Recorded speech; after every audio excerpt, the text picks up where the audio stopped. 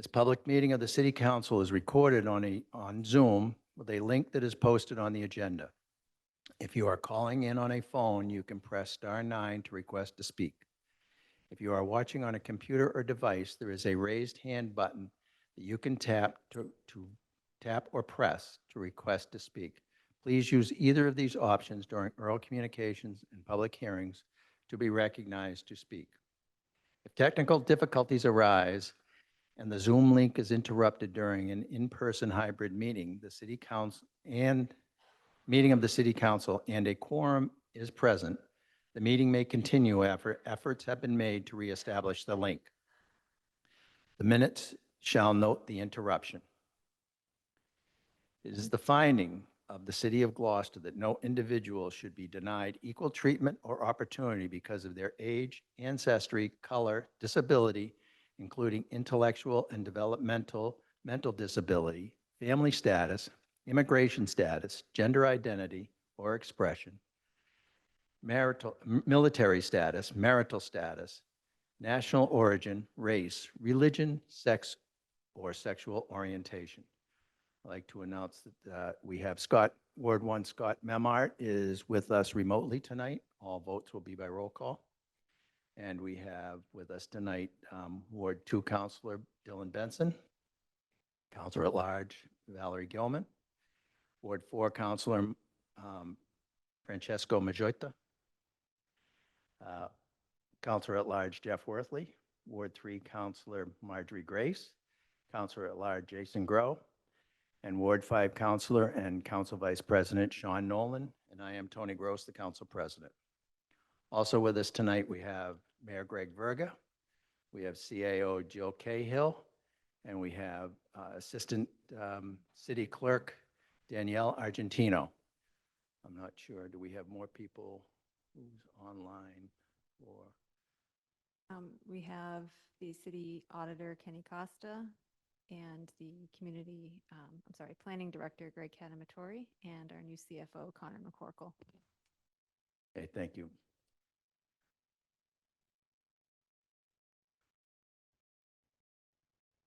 And Acting Building Commissioner Robert Vicari is in attendance this evening. All right.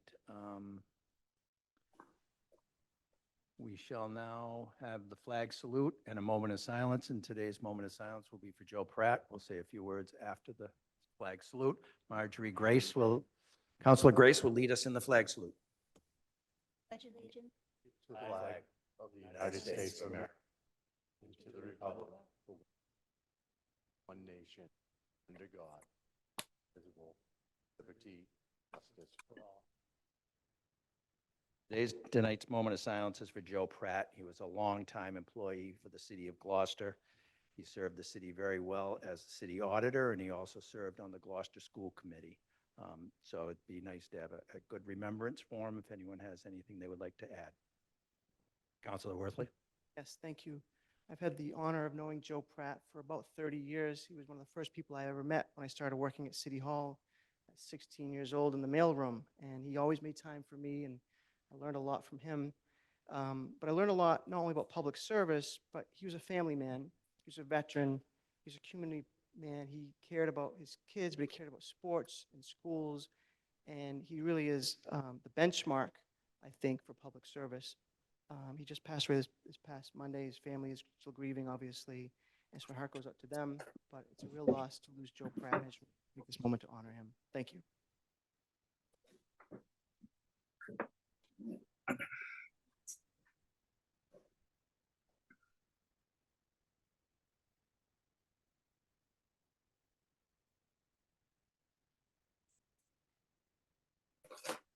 Thank you very much.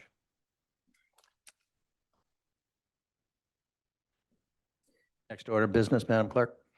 Oral communications.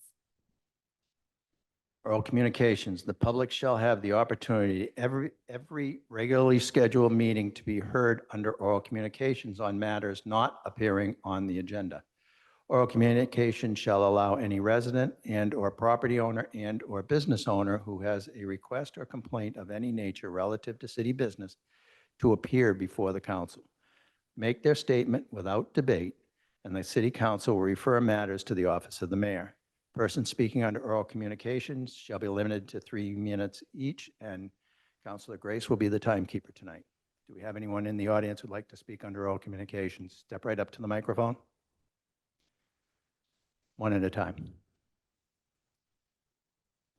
State your name and address.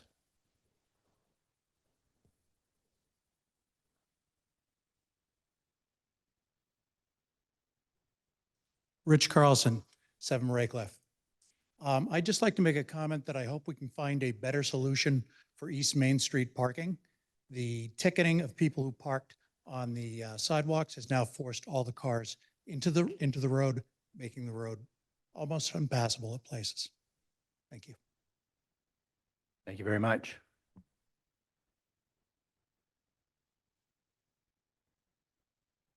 Hi, my name is there a way to raise this? Blow it up. Okay. Hi, my name is Anthony Oman. I live on Taylor Court. I will also be commenting on this matter of parking. First, I would like to thank Councilor Dylan Benson for inviting me here to speak today and voice my concerns about these new enforcements. I prepared something that I'll just be reading from. On April 1st, I, along with many of my neighbors, received a $100 fine for parking on Taylor Street.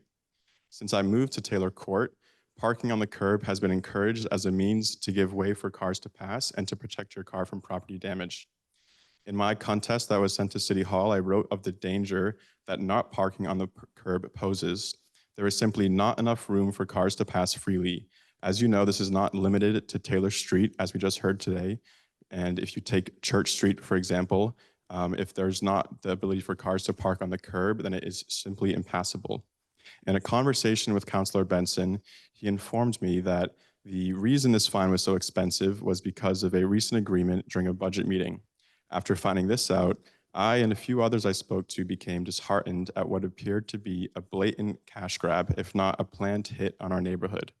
To enact this new enforcement without any notice and at an increased cost is extremely shady. In a follow-up email, Councilor Benson provided a Gloucester Police press release issued May 16th, announcing the new enforcement policies set to begin on Memorial Day weekend. Had I been ticketed after this public notice was sent out, I would have had more understanding. But as stated earlier, the ticketing spree that occurred in my neighborhood was without any warning. This past weekend, and following the new guidelines, my vehicle, as well as another vehicle on Taylor Street, were damaged by passing cars in separate incidents.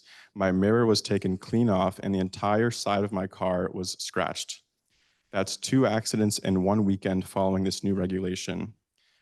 This is a lose-lose situation for your constituents. If we park legally, we are at an extreme and obvious risk. And if we park illegally, as recently deemed, and I think Mayor Verga, who's a neighbor or who's a resident of Portuguese Hill, can attend or comment that it's very common in this neighborhood to park on the curb, then we are now being fined $100. For a working class community and for me personally, who's living paycheck to paycheck, I just hope you understand the frustration that this has brought about in my neighborhood. I ask that you please take this into consideration and that you may look back at those tickets and if possible, rescind those violations, and also to increase this line of communication between you, the councilors, and the residents. Thank you very much. Thank you. Anyone else in the room who would like to speak at oral communications?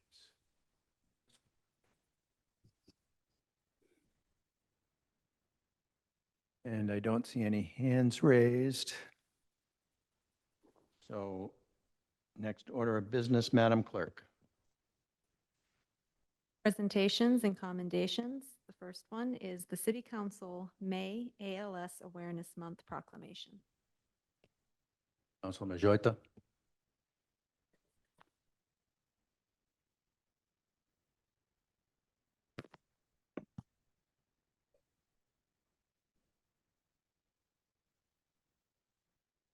As ALS Awareness Month.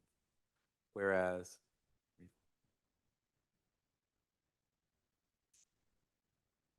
amyotrophic lateral sclerosis ACL, known by many as Lou Gehrig's disease, is a fatal disease in which a person's brain loses connection with the muscles, slowly taking away their ability to walk, talk, eat, and eventually breathe. And whereas every 90 minutes, someone is diagnosed with ALS, and someone passes away from ALS. And whereas on average, patients diagnosed with ALS only survive 2 to 5 years from the time of diagnosis. And whereas ALS has no cure.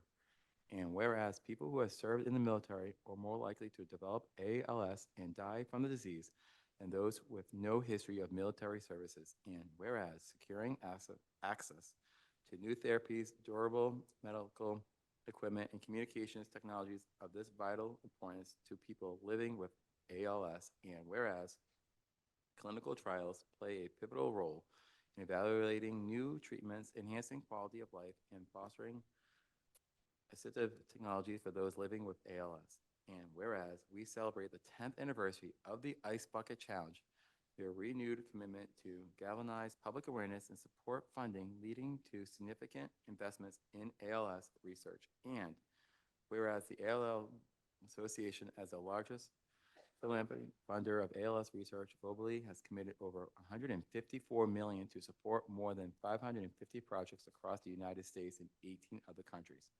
Whereas our commitment to accelerating the pace of discovery remains unwavering, fueled by the hope that one day ALS will be a livable disease for everyone, everywhere, until we can cure it.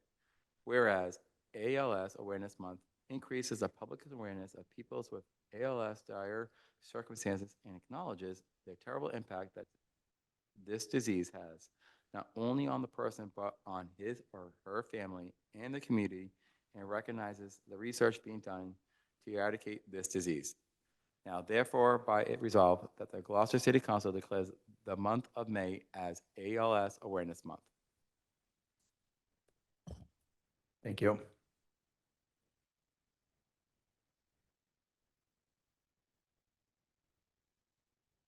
Second.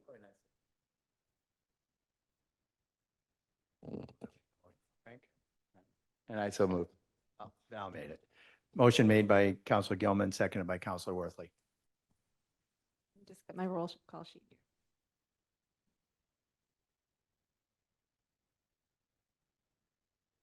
Counselor Grace, The mic. Yes. Counselor Gross, Yes. Counselor Grow, Yes. Counselor Majota, Yes. Counselor Memhard, Aye. Counselor Nolan, Aye. Counselor Worthley, Yes. Counselor Benson, Aye, and thank you for bringing this forward. Counselor Gilman. Aye. The vote is 9 in favor, 0 opposed. The motion passes. Thank you, Counselor Majota, for bringing that forward. Next order of business, Madam Clerk. Presentation by Environmental Partners Jane Davis and Jim Fitzgerald. I think it might be someone different. Regarding an update on the parking and traffic study. Steve Shikari, I'm sorry.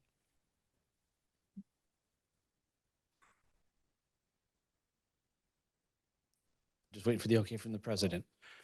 Please, Mr. Mayor. Okay, well, Sorry. we forwarded the presentation, the report to the council in April. We asked you had any questions, send them ahead of time. We hadn't received any, but we stand ready to answer questions tonight. If we need more time, we'll forward it at a later date. But Greg Catamatore will take over in a minute, but I just want to welcome, let's replace Environmental Partners, Jane Davis and Steve Shikari will be with us tonight. And it's a very long report. I hope you all had a chance to go through it and, get your Post-its and yellow highlighters. There are some ideas that may be considered radical, other ideas that seem obvious, but I would just ask that we keep an open mind. The reason I say that is the last traffic study was done in 1999 with some recommendations. Fast forward 20 years, we did another traffic study. And I'd hate to be watching a council meeting 20 years from now as the mayor and city council talk about another traffic study and nothing had been done in the meantime. So with that, I'll hand it over to Greg Catamatore, who will lead you through the presentation. Thank you, Mr. Mayor. Good evening, counselors. Can everybody hear me okay? Yep. Yep, okay, great. So this is something that was, as a department, we have looked at parking in the downtown area a number of times where we've done surveys to really get a handle on utilization, where there might be opportunities, and the piece that has to go along with that is if there are areas that are, have some capacity, how are we going to direct folks to that? Later this summer, you'll probably see some activity around a potential wayfinding effort that may be moving forward to help direct folks around a little bit better. But we all know that, there are some key areas that really fill up during the summer, also in the shoulder seasons as well. But as the mayor pointed out, the last time that there was a comprehensive count of what kind of volume that we're also dealing with and looking at circulation patterns was done back in 1999. So it seemed like a good opportunity to start, gathering some data so that, everyone's got their anecdote of where they have a secret spot to park. And they all say that there's gridlock all the time. Not the case. So we contracted with environmental partners to really kind of take a look and almost mirror in some ways some of that 1999 study, so we could have a comparative of several of the data points of traffic volumes, and then look at what the opportunities are. And again, I'll stress these are kind of a suite of ideas. None of them have been fully fleshed out. Some of them may require additional study, looking at traffic movements if you were to, for instance, change direction of a street. But I'll hand it off to Jane Davis and Steve Shikari. Jim Fitzgerald had a conflict this evening, but the three of them have done a really nice job working on this project. Sorry it took so long to get to you. It was being managed by Dave Fields before he left. And we also had some scheduling conflicts. So I hope you had a good opportunity to review it. And I'll let Jane take it from there. Thank you. You're muted, Jane. Oh, we can't hear you.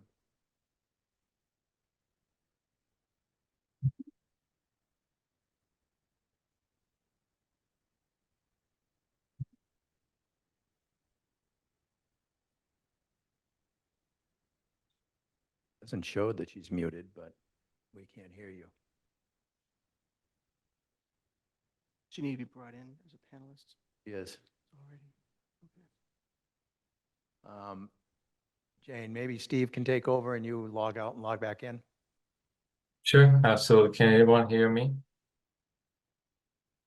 Perfect. So, yes, as Greg mentioned, we looked at the heart of downtown Gloucester. The area mostly overlaps with the study that was performed in 1999. And then there was a later study on traffic itself in 2013. The study area is bound by Jane's back. I don't know if we want to try again.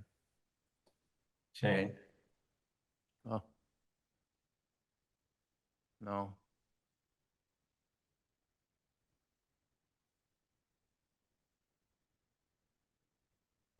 Does she have a presentation all queued up too?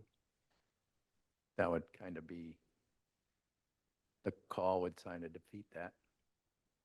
Steve, you have the presentation also? Yeah, I can take over if Jane has technical difficulties. Can anyone hear me now? Oh, yeah. There we go. Yeah. Ooh, I don't know what happened. I was not on mute. I just switched my I guess input, output, I don't know. Anyway, hi, sorry about that. I'm not sure where Steve left off. I signed out and signed Thanks back for in. pinch hitting, Steve. Steve, if you want to share the presentation that we can. Oh, it's not sharing yet? Oh. No. Oh, just give me a moment. Sorry, technical difficulties. Anyway, I'm in the meantime, I'm Jane. Sorry about that mix up there. Jane Davis, I'm a project manager with Environmental Partners, and I'm here with Steve. He was the project engineer that worked on this project. And we were asked by the city to review the parking and circulation in the downtown area of Gloucester. So next slide, please, Steve. So as shown on this map, the study area was generally bound by Prospect Street on the north and east sides, Washington Street on the west, and Rogers Street on the south. And this area contains commuter roads as well as a lot of local roads that provide access to many of the businesses and residential homes in the area. So our goal was to identify opportunities where we could potentially improve parking availability and or circulation within the study area. This project was defined as the first phase of a much larger project. So we accomplished this by performing a high-level assessment of the existing conditions. And this included collecting traffic volume data and observing parking utilization in the field. And then we compared the data that we collected to previous studies that had been performed to see if and how the conditions had changed over the years. So moving into existing conditions, looking at the traffic volumes first, we collected traffic volume data at 3 locations that surround the study area. These locations were chosen because they were meant to overlap with the original study that was done in 1999. And as shown on this map, we're showing the percentage in the difference between 1999 and 2023. And on average, the traffic counts actually dropped approximately 40% in that 24-year period. We also performed field observations to obtain the approximate parking utilization within the study area. Before we went out there, we identified the midday as the peak period of both the weekday and the weekend. And then our team went out and we collected data using dashboard mounted cameras as shown in the video on the bottom. And we did this during April and May to observe the parking during the shoulder season. And then again in August to observe the parking during the peak summer season.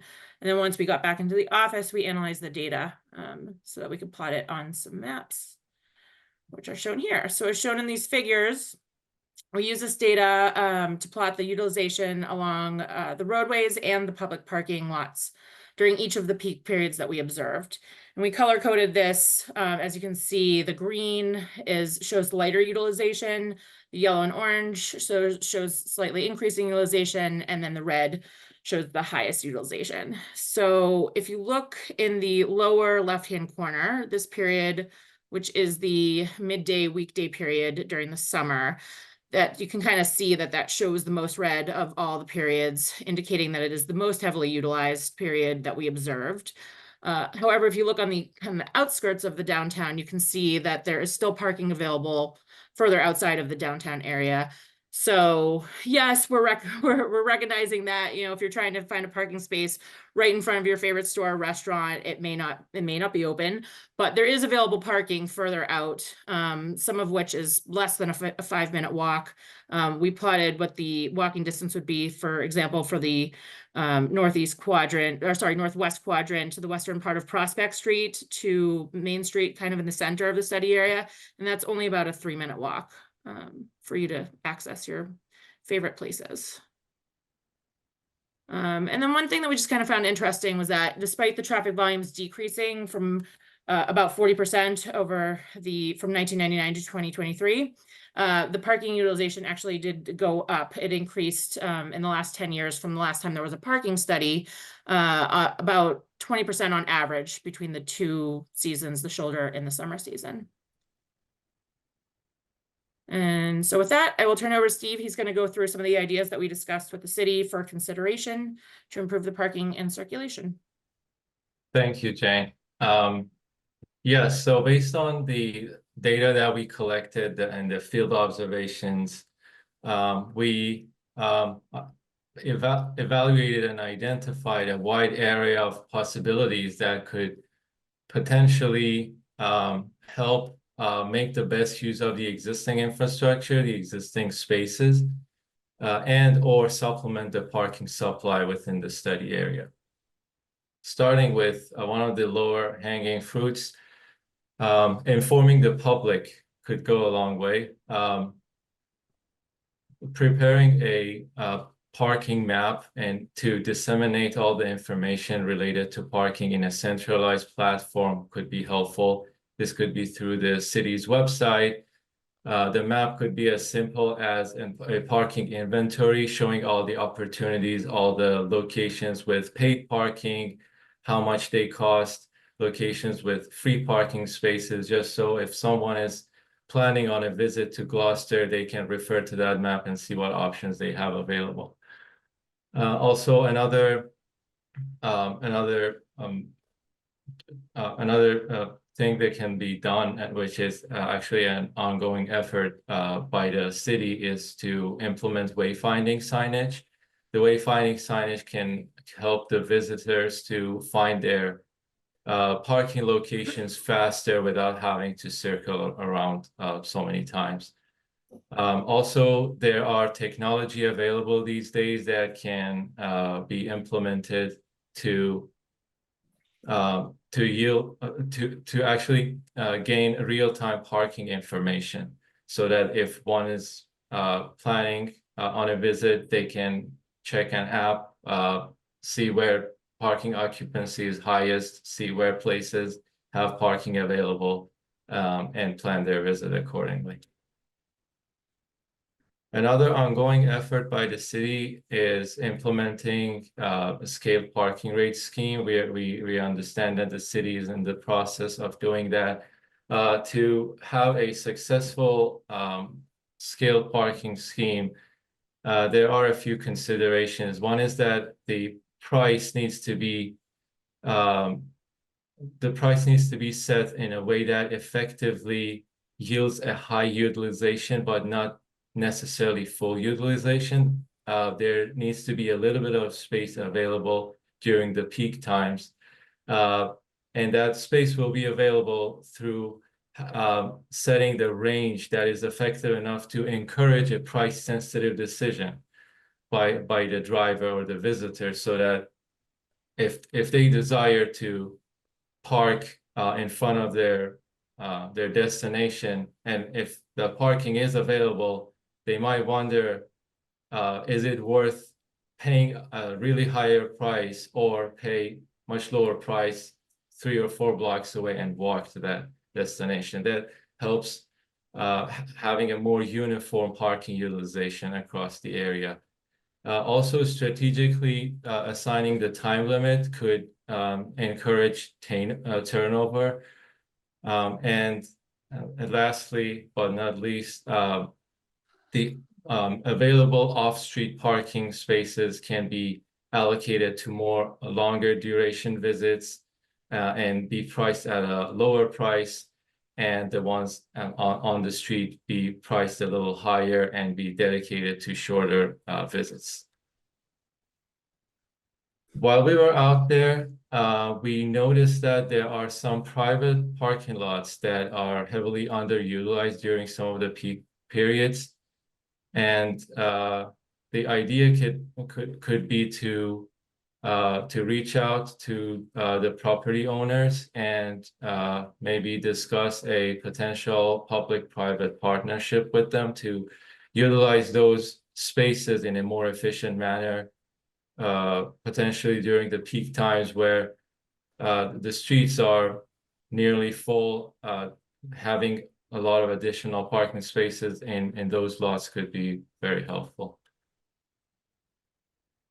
Also, to supplement the efforts and treatments that was previously presented, if a visitor or a driver at any point finds a space that is close to their destination or far away, they need to have a accessible and convenient walking path to their destination. And that's why we looked at this the pedestrian routes that the city had identified, and we also looked at the roadways that could also be considered for pedestrian improvements that could complete the picture.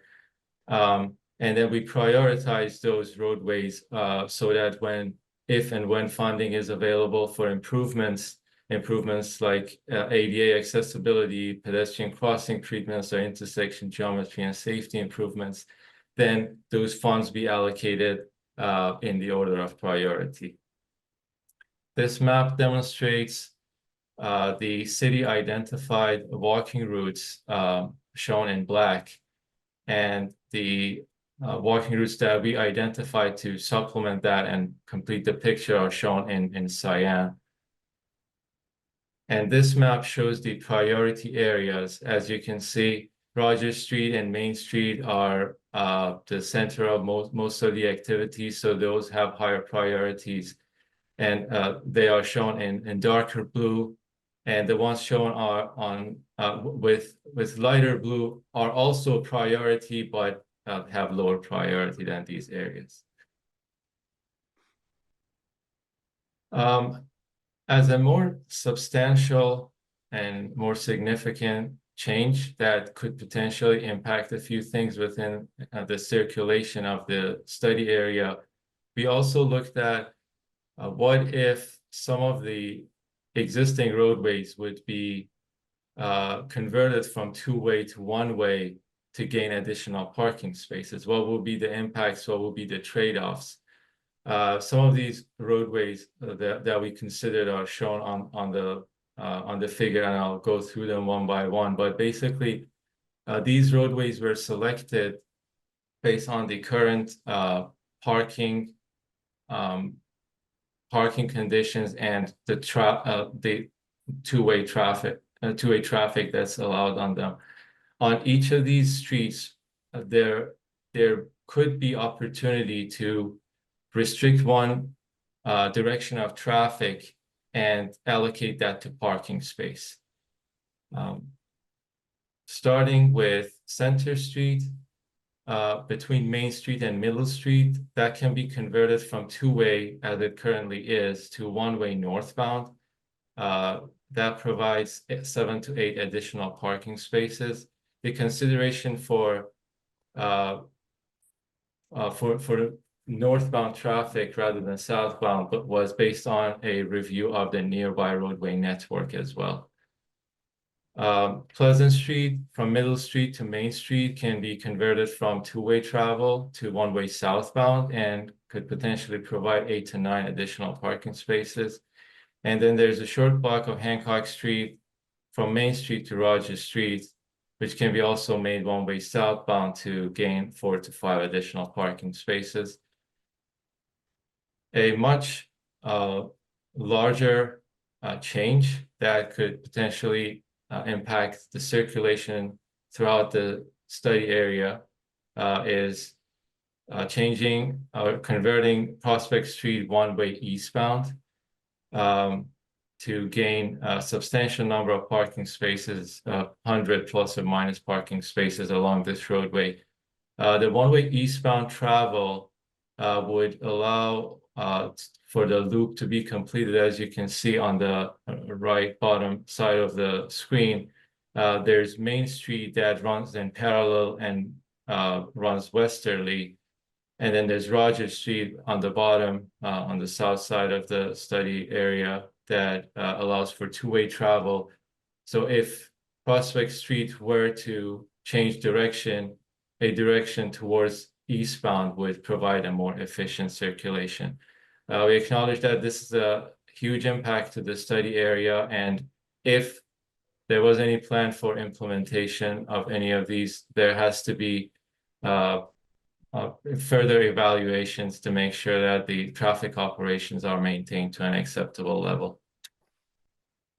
Also, Middle Street can be converted from one-way westbound between Washington Street to School Street to one-way eastbound. This is a different change than the others because it does not gain any additional parking spaces, but simply can facilitate traffic circulation throughout the study area.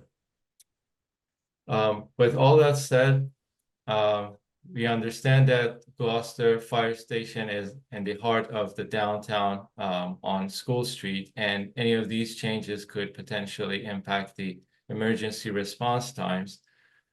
So any implementation of these ideas need to be coordinated with them. as they currently rely on the existing circulation and existing roadway directions to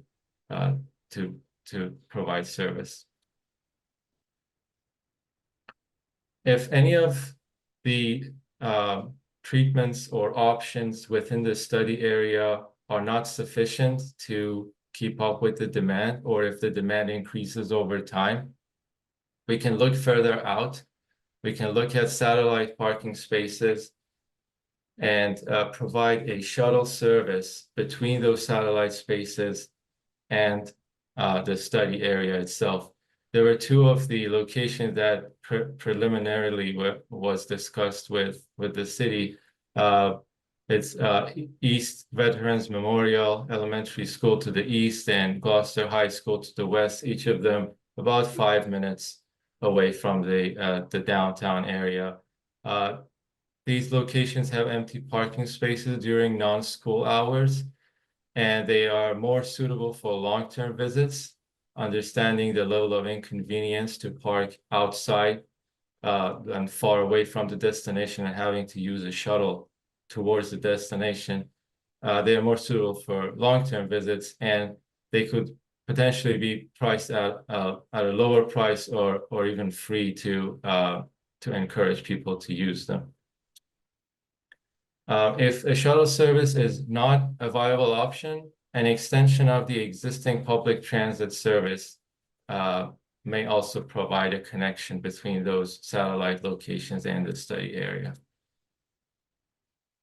We also understand that the idea of a parking garage has been discussed within the city, and there doesn't appear to be any sizable piece of land that can be dedicated to the parking garage use.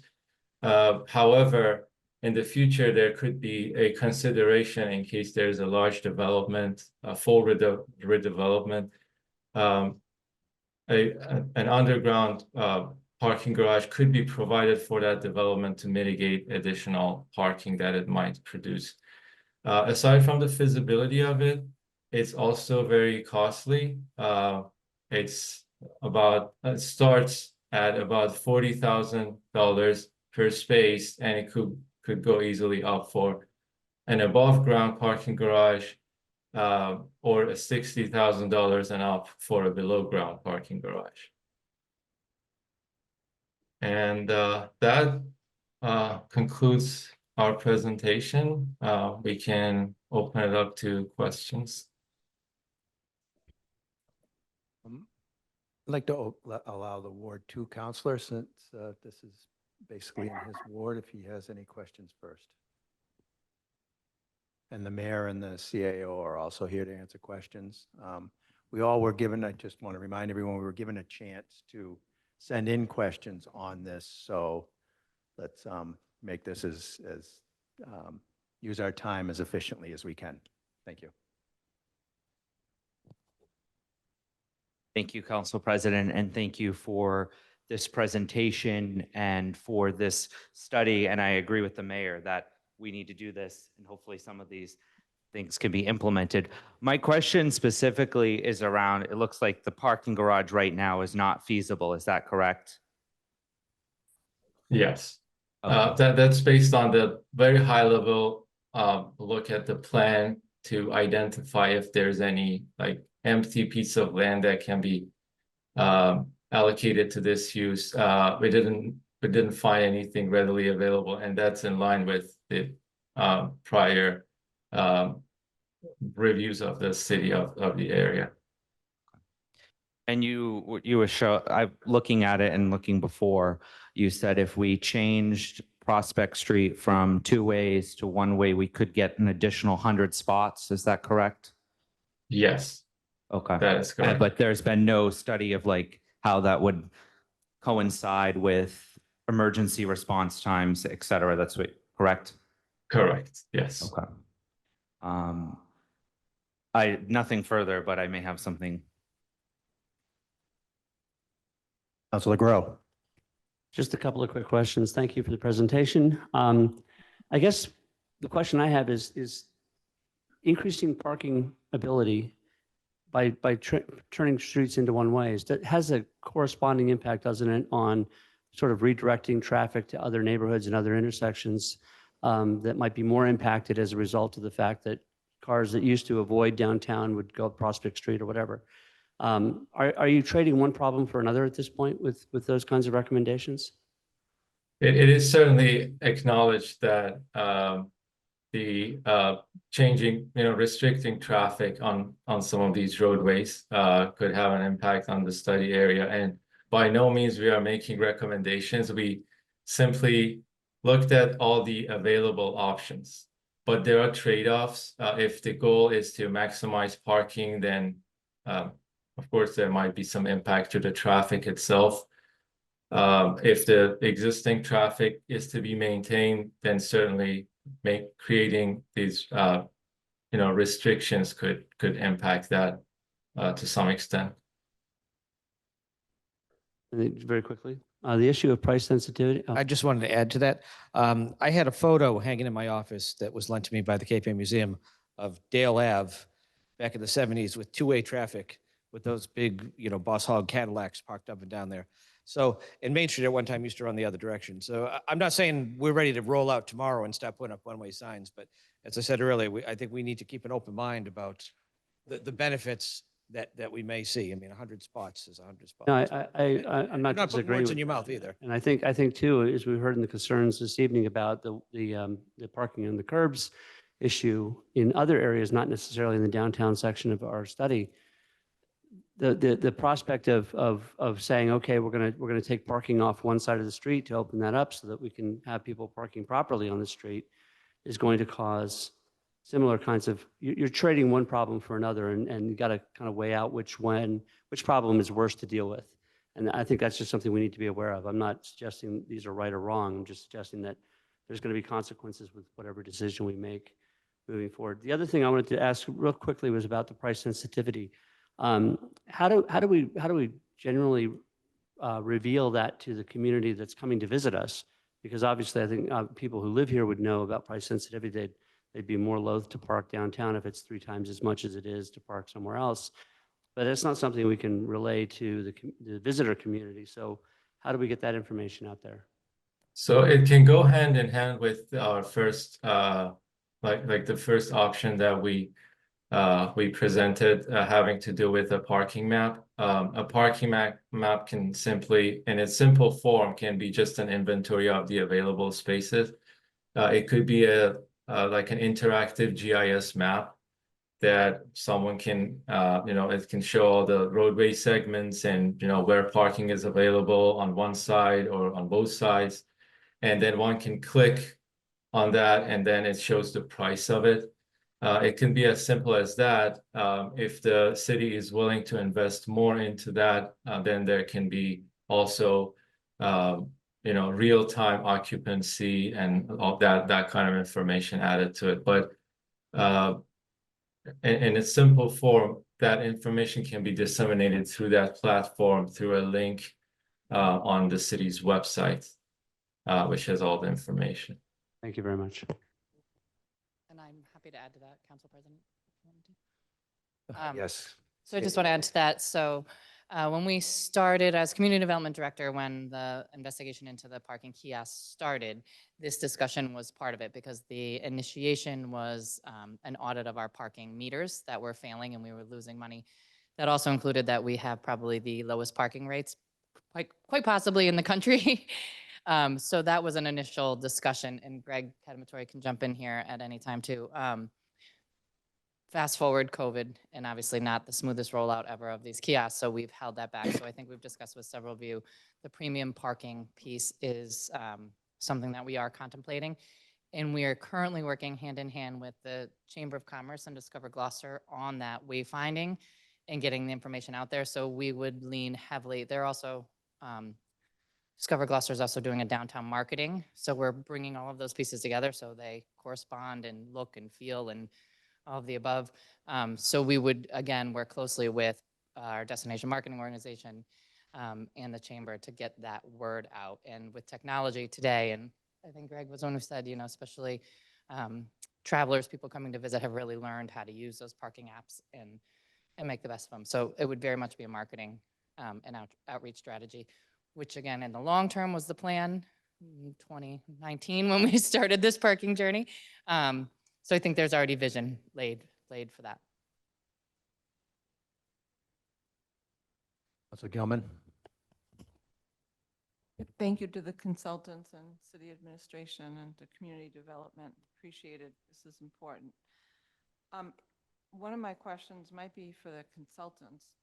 Is it normal for a municipality to have decreased an average of 40% as compared to the 1999 volumes across the locations? But it appears that the parking issue has become much greater. So I was just trying to figure out what might have caused that. I mean, is it because some of our businesses have moved out of town? We're down with commercial businesses compared to residential. I'm just not sure how that could be happening. So that was my question. I don't know if anybody has thought of, could give us some insight in terms of why that could be the case. Well, I can answer generally. It's not rare for traffic volumes to have decreased in the last 20-something years. We see that in a lot of communities. I don't know exactly what to attribute that to. You know, there has been a recession since the late 90s. It could be something like that. And, you know, we've seen traffic volumes changing through and post-COVID as well. So all of this may change in the future. But to see a decrease like that is not rare. We see that quite frequently when we're looking at historic growth rates. As far as the comparison of the increase in parking to the reduction in traffic, I'm really not sure about that, because this is actually the first time that we've done a study like this where we've really compared the two. I can dig into it a little bit further and get back to you with some further information on that to see if that is standard. I think that probably may just speak to, you know, the businesses that are in the downtown area and how busy they are and the demand for them. I don't know if there's any local insight as to why there might be increased parking in the specific downtown area. But I would say generally the traffic decrease is not, it's not unexpected.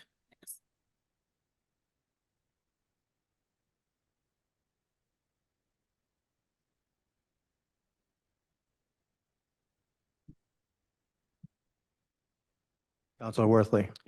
Thank you. Thank you, Mayor Verga and Jill Cahill for being here, Greg Canamatore, and the environmental partners for this presentation. I think just in general, parking is utilized by different people for different things. People who are shopping, people who are working downtown, people who live downtown. For the commercial fishing industry, I think Harbor Loop is really a place for a lot of trucks that we've identified as a location. So there's multiple, sometimes competing uses. Back in the early 2000s, we made a change to our zoning code to allow residential use for infill development downtown. And the question was raised then about where will people park if that's the case. And so I'm not saying that's the answer to why that's happening, but I think we have more people living downtown with cars than we probably did in 1999. I know there was a special council permit for the hotel, and one of the conditions is that they had employee parking on Essex Ave, an agreement that they had. I'm not sure if that's still in fact being enforced. It might be something to look at to see if people are parking for 10 hours, 12 hours sometimes, if they're working 2 shifts and taking up needed parking. On the map, I noticed that, or at least the first map, the edge was to Washington Street, the beginning of Commercial Street, but it didn't include St. Peter's parking lot. Was St. Peter's parking lot factored into this analysis? Let me actually back up.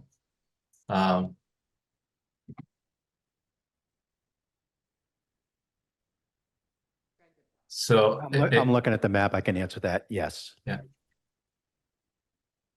Okay, so the map that they're showing right now does not show St. Peter's parking lot as being part of the study area. So is there a different map that we don't see that? Looking at parking utilization, peak season weekend has St. Peter's Park is in red. Okay, I'm just looking at what they're presenting. So so this this figure might show all the. It's a little small, but it shows all the parking lots that we took into consideration. As we see, on the far southwest side, that is included, along with multiple others along Rogers Street. I don't see that you included Railroad Ave. There's a train station there and a parking lot too.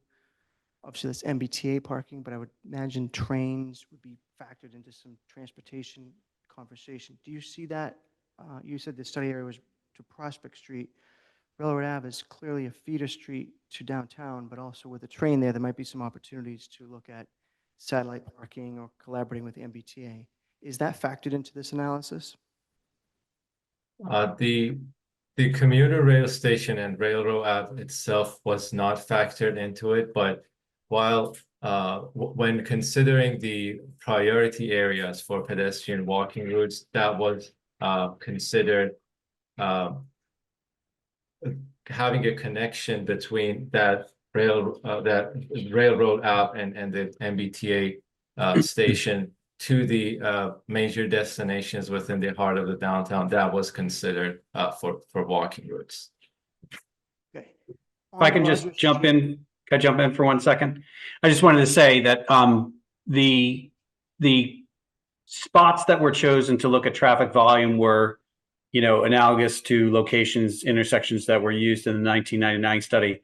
The parking utilization is pretty consistent with what we had developed as a department, because we've done, I think, probably 3 or 4 years of counts, beginning back around the 2010 timeframe, I think it was.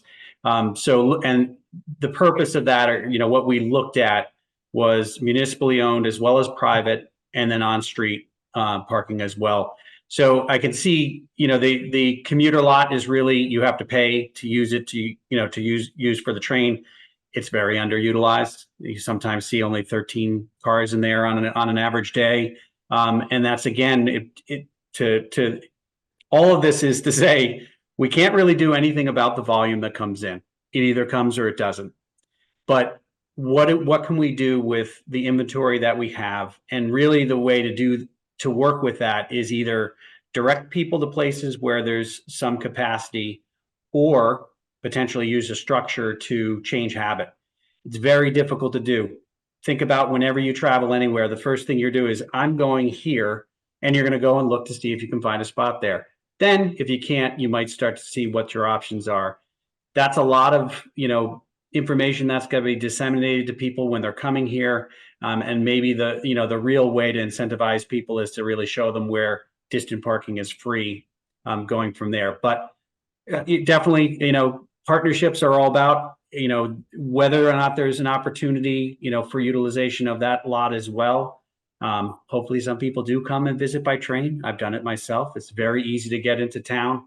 But yeah, great question. Thank you. Just 2 last questions, if I may, Mr. President. Well, we didn't allow one counselor to ask. Oh, I'm sorry. Yeah, sure. Councilor Memard has his hand raised. Thank you very much. Interesting presentation and an interesting perspective over time. Part of what we also see and are thinking about is just the way our behaviors are changing. It used to be that much of Gloucester was, serviced, that Main Street was cobblestone, and we had horse-drawn carriages, and we had a trolley system going out East Main Street. Today, I wonder if you've taken a look at options to reduce the width of sidewalks in order to create more on-street parking, or eliminate sidewalks from one or the other side of the street. The early discussion we had about East Main Street and Taylor Street and Church Street, where there is parking, but there's just a sidewalk as well, and people are parking on the sidewalk because there's no other choice, and yet we're trying to follow state law and discourage people from parking on sidewalks so that people can get through with a baby carriage or a wheelchair. Do you look at some of those scenarios? Because also looking forward, this might work for the next 10 years, but then our behaviors in terms of how we get around are going to be changing again somehow or another. So the idea of taking away sidewalks and pedestrian accommodation to add more parking spaces has not been considered. Understanding that we want to make sure that every person who finds a parking space, they want to have a safe and convenient way to walk to their destination. So as part of this presentation, we went through the idea of improving pedestrian accommodations to that end.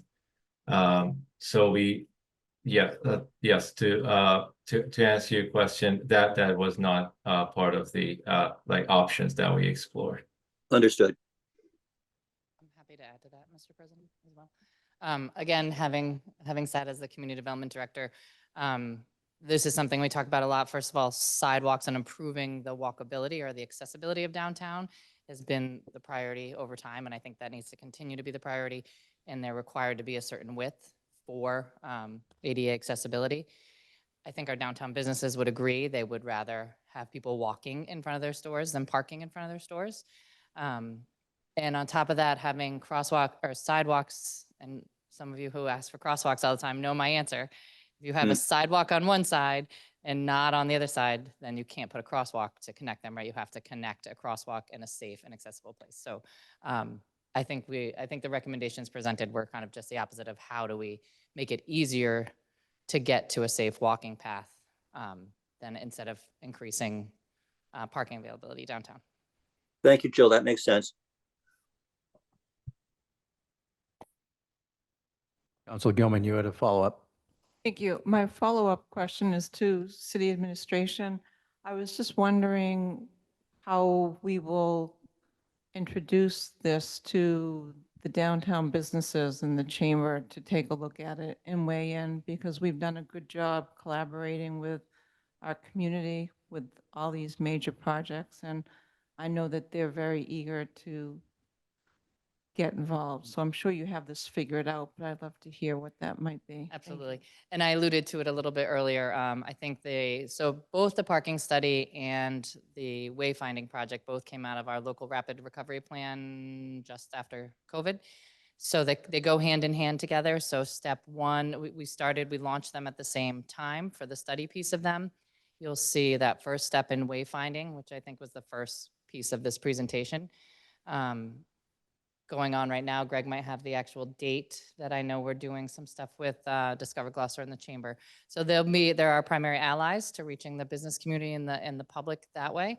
And so I think the first thing you'll see is the wayfinding piece, and then we'll continue to explore. They both have great subcommittees that focus on either tourism or downtown business. So we'll continue to work with them.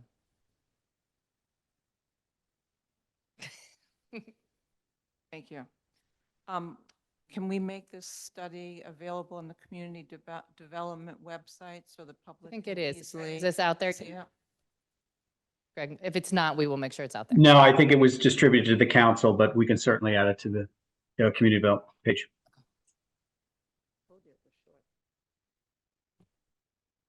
Council Worthley. Yes, I'll be brief. I understand that this is comparing to the 1999 study. Greg Cadamatore, I'm not sure you were here then, but you might have been, but in, I think 1997, there was a parking garage analysis done, and they identified a location next to the police station where there's currently a parking lot with the potential for access from Duncan and Main Street and Rogers Street. Was that, I know we're seeing like there's no options, but is that meaning that is completely unrealistic or not possible or just not considered at this point? I was not here in 97, but I can't recall the number of spaces that potentially could have yielded. One of the challenges, obviously, if there's any consideration of a site between Main Street and Rogers Street, there's a little bit of an advantage where you could potentially deck from Main Street and then enter at grade level from Rogers Street. But you'd have to own the front to back, and then you'd have to be thinking about, is that really the alternative use that you want versus the fabric of Main Street with its beautiful buildings. So again, at the level of the investment that would be needed for something like that, it's a possibility for a site, but that's, I think, the directions of what's possible to educate the user. Looking at things like satellite and those types of things are probably more cost effective. back of the envelope, I think you'd have to park a car for $13 an hour for 7 days a week for 52 weeks out of a year to try to pay off a spot. So I don't know that we would ever get that kind of utilization of a parking garage. It's a big discussion. It's a big investment. It's a multi-million-dollar project. So the short answer is no, it wasn't necessarily included as that particular location. But I think, I think the recommendations have been presented in a series of cost efficiency, trying to look at behavior, look at inventory, direct people to availability before considering a sizable investment like that. And I would just add to that, I mean, there is no easy spot to find it. There's no easy funding for it. And to Council Memhardt's point about our habits changing in the next decade or so, and this sounds like science fiction, but we're almost there. Self-driving cars. You can get a ride downtown, send your car home, and then have it come get you later. So we're going to have this, if we invest in a $50 million parking garage, and then that's going to be there for 50 or more years. In the next 20 years or 15 years, we might have an alternative. So just things to keep in mind. And if we do one-way streets, we could always change them back.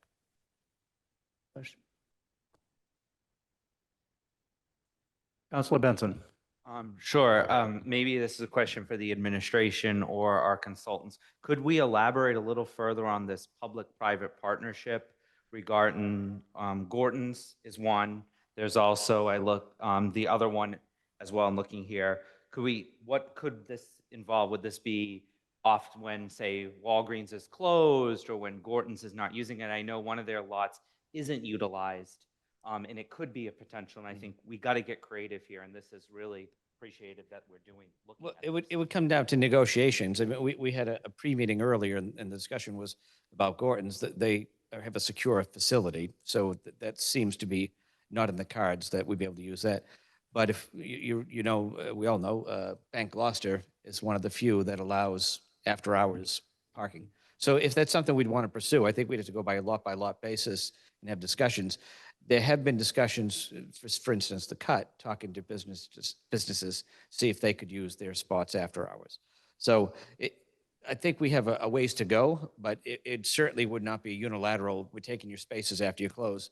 It would have to be a discussion, and there's risk involved for them. You know, what kind of liability is the owner of that business willing to take on?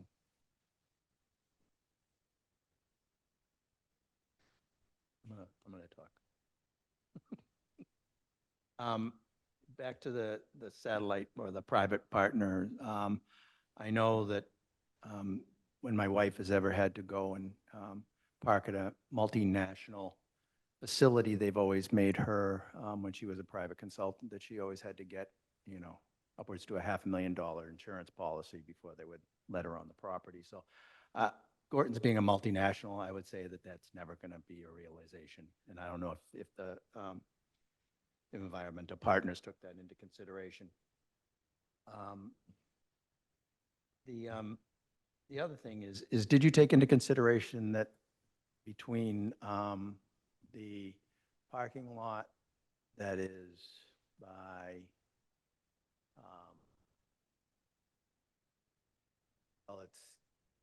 it's east of Chestnut Street, right below Prospect Square, that parking lot is going to be turned into housing relatively soon? Did that come into consideration for your parking study?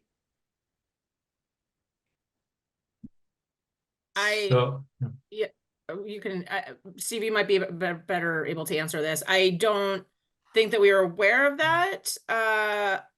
I don't think that we were aware of that, but we were, our task was to, and I'm sorry, I'm not sure which parking space is it a public or a private lot that you're speaking about? Well, it's private, but it's used for public. It's free.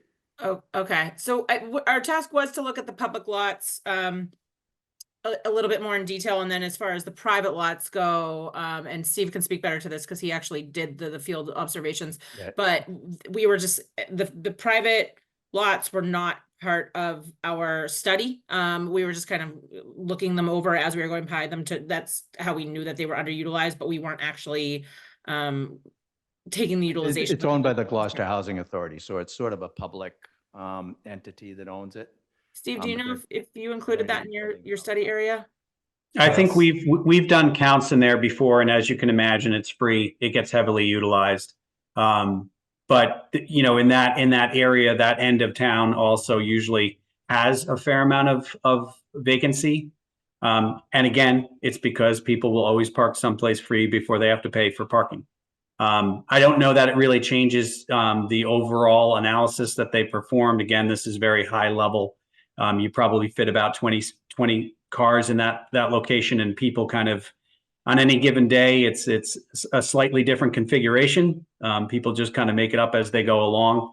But you know, again, I'm not sure what anybody can really do about it. It's private property. If at any point somebody chose to just say you can't park here anymore, they could do that as well. But it definitely will create an impact if that site is redeveloped. One more question. You talked about the technology to find empty spaces. Is that readily available today? Yes, there are technology out there. There are like companies that embed, for example, sensors in the pavement that can get you the real time information. We are not specialized in that technology, but you know, working in this field, we have come across some of them. We just paved Main Street, so. Councilor Grow. Just very quickly, you know, one of the points you brought up in here was about public transportation. And it seems to me, in my uneducated position, that the best way to deal with decreasing parking problems is to increase public transportation access. And can we look forward to the administration doing a little bit harder look at how to increase CATA routes, maybe smaller buses with more frequent routes and more diverse routes going down to Magnolia, down to Lanesville on a more regular basis, so that people have I think one of the biggest problems with CATA is that it's great for a certain group of people in the community. My brother uses it all the time. It's great for seniors, but we need to be looking at something that is much more frequent, much more widespread, so that someone doesn't have to think about whether or not they're going to have to wait 2 hours or 3 hours for a bus. Instead, they can jump on the bus, head downtown, do what they need to do, get on a bus and go home. And I'd love to see something being done on that front. By virtue of my office, I'm the chairman of the board of CATA, and that was discussed at our last meeting about adding routes and even trying to find a way to make it free. And that's RTAs are a big, regional transit authorities are a big part of the budget coming out of the state. So we'll see what kind of funding comes, because no, it's money. There's money. But if the state's footing the bill, you know, but that was a discussion literally just last week when we met. So Yeah, I mean, stay I think tuned. It would be a real feather in the cap of Gloucester to become a place that's known for its great public transportation and getting around, so that you can get anywhere you need to be in the city without having to relocate your car every single time. Right, I agree. Councilor Gilman, you had another question. Just something to keep on the radar, and I don't even know if it's feasible, but in looking at the definition of a TIF, the original intent of a TIF program is to stimulate private investment in a blighted area that has been designated to be in need of economic revitalization. Just wondering if we're looking at the partnership with businesses to help us out with their parking, if that might be something we could look into. I don't know if that is legally exactly what a TIF was set up to do, but I think it's helpful to look out of the box on this, and it might be a possibility. That's all. Thank you.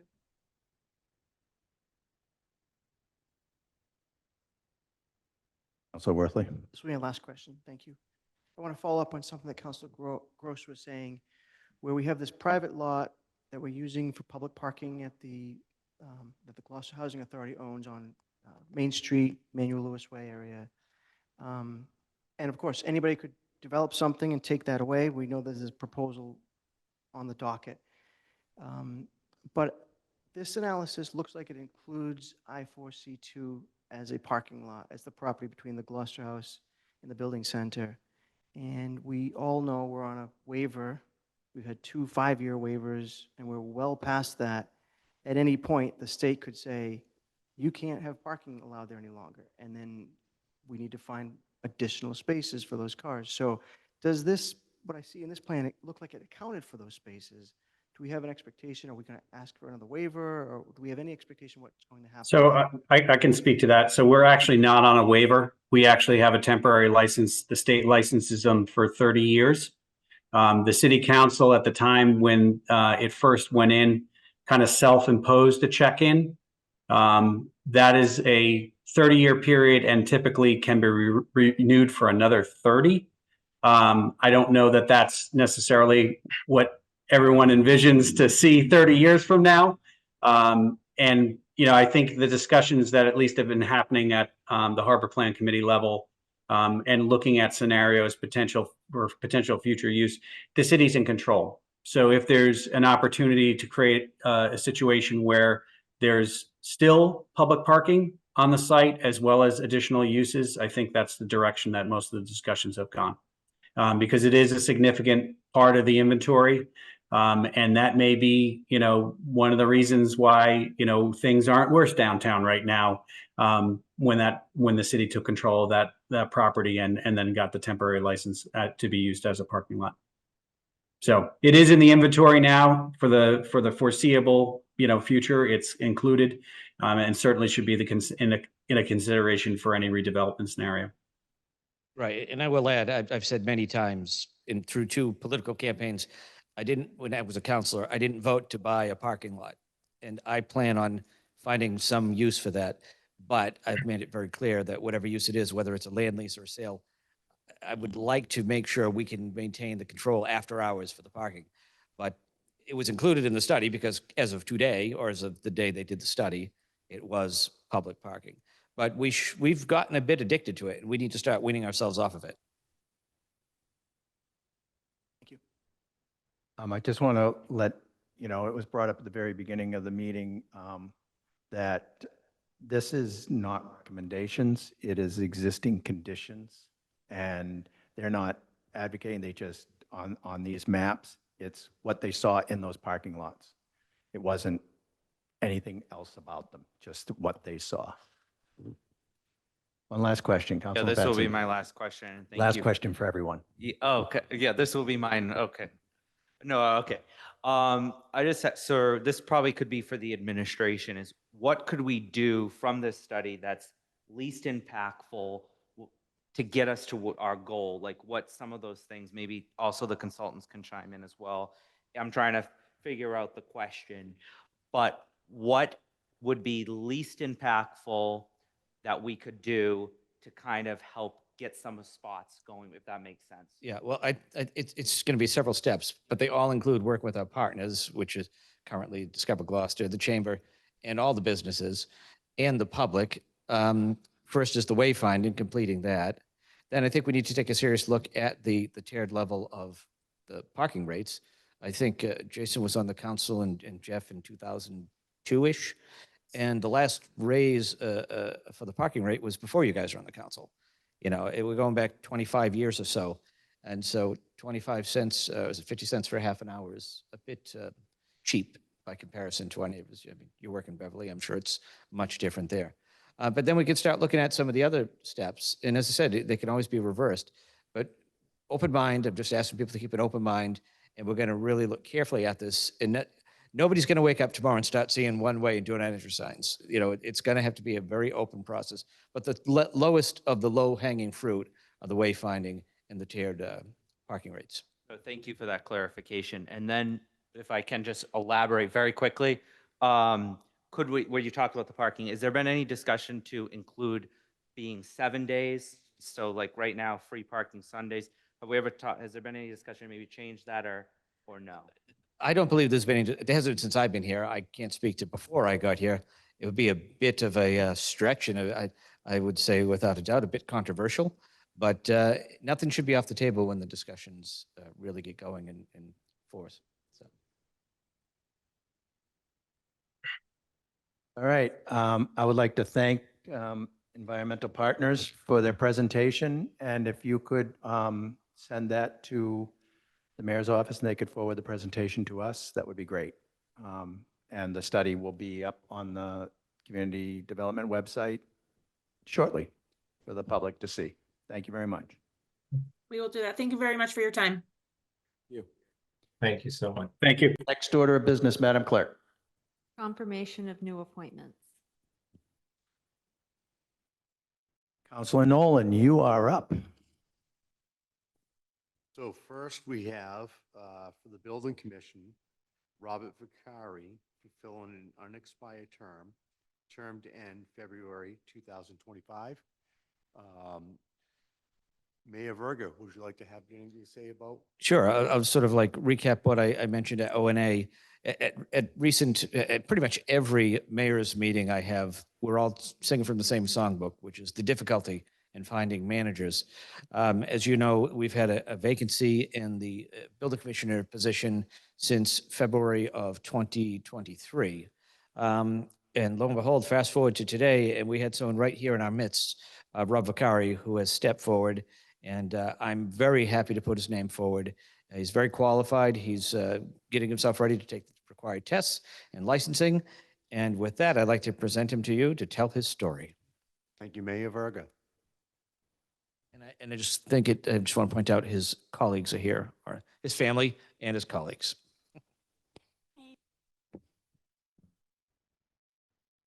Hello, my How name you is doing, Rob Rob? Vicari. I live You just at want to tell us a little bit 65 about Hesketh yourself? Avenue.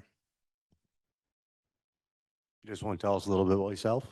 Yeah, I was born and raised here my entire life. I've worked in construction for well over 30 years, and I've worked for the city for the past 3 years as a local building inspector. Excellent. And I guess we'll start with Councilor Majota for questions. No questions, just comment. Robert, talking to you last Monday, it was good. And you said something during O&A, which is very important. Communication. You want to be able to help the local, the house, the owner of the house. You want to be able to help them to do the job. And I think that's moving forward is going to help Gloucester in a long way. So you're not just there to, you want to make sure everything's done right, but you also want to help the homeowner. Absolutely. That hit me very hard, and I do appreciate that. So you have my support for tonight. Thank you. Excellent. Thank you, Frank. Do we have any other comments or questions from council? Councilor Grow. Easy there, Tiger. Welcome and congratulations on your appointment. I just wanted to say as a general statement that I've not had this experience personally, but I have had people talk to me about the issue of customer service, especially for homeowners and people who are not contractors and professional builders, having a real tough time at the counter, getting information, getting results, getting talked to. And I'm hoping that will improve, and that under your watch, customer service and the appreciation of the fact that homeowners don't necessarily know everything that they're talking about. They're going to need guidance that isn't beyond, and you're overworked, you're understaffed, all that stuff I get. But at the end of the day, it's got to be an experience that doesn't leave a bad taste in one's mouth. And I'm hoping that you'll bring that to the table. Thank you. Any other questions or comments? Councilor Worthley. Sure. Thank you, Mr. Vicari. Looking forward to your service, your continued service. Thank you for stepping up to this position. It's a hard job in many ways because you're both enforcement side and helping people sort of, and that's a tough balance. And I think as Councilor Gross said, communication and working with residents is obviously very key. Has the position you're leaving been filled yet, or will it be filled? I hope you're not having to do the new job and your old job at the same time.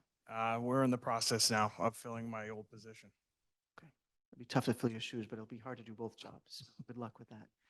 You have my support. Thank you very much. Thank you. Councilor Grace. I just wanted to say thank you so very much for being willing to put this hat on, and I'm grateful for your service to the city. When we spoke at ONA last week, you were adamant about making this, user-friendly, streamlining, and I'm grateful for that, and I can't think of a better person for the job. Congratulations. Thank you. Councilor Gilman. Thank you, Counselor.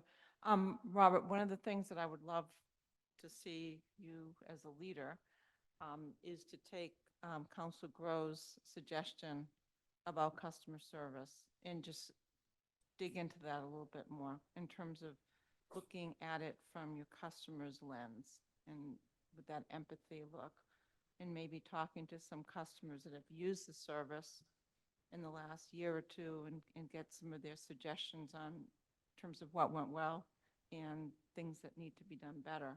It's a process issue.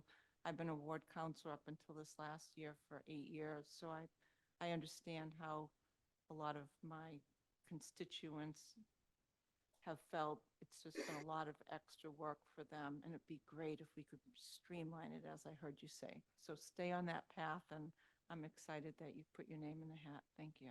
Thank you. Counselor Gross, do you have any questions, comments? I forgot one thing. You did a fine job presenting the budget for the building inspector, inspectional services. I know it's sort of like throwing you right into the fire while you're on a temporary appointment, doing your old job, doing a new job. You did a fine job. So thank you for that presentation. Thank you. Here, here. Very good. Thank you, Rob, again, a little bit more on the side with Mayor Verga. I've known you a long time, and I have faith in you, and I know where you want to go and how you want to direct the city to correct some of the things that we've had issues with. I know that you're personally working with them, with the administration, to streamline and bring this department to its most fullest extent. I'm very happy that your colleagues and your family is here. I'm surprised you don't have a sore back from carrying all those awards that your son got from the high school this year.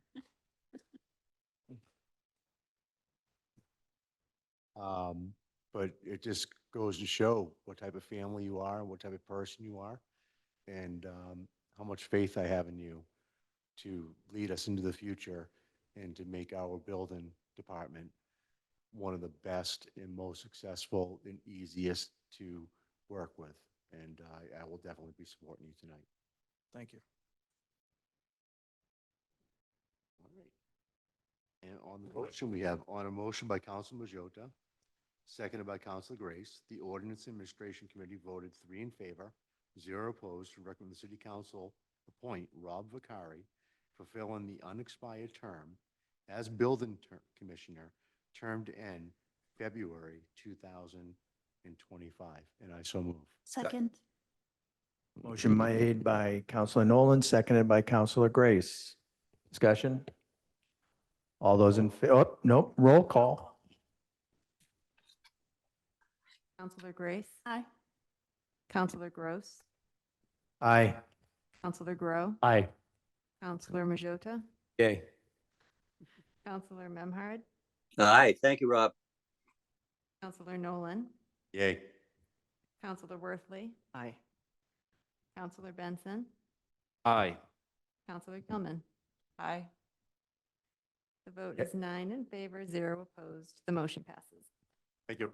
Thank you. Thank you, Rob. Next appointment, Councilor Nolan. We have on the Shellfish Advisory Commission, we have Dr. Donald Geddes. Don, are you with us tonight? There you are.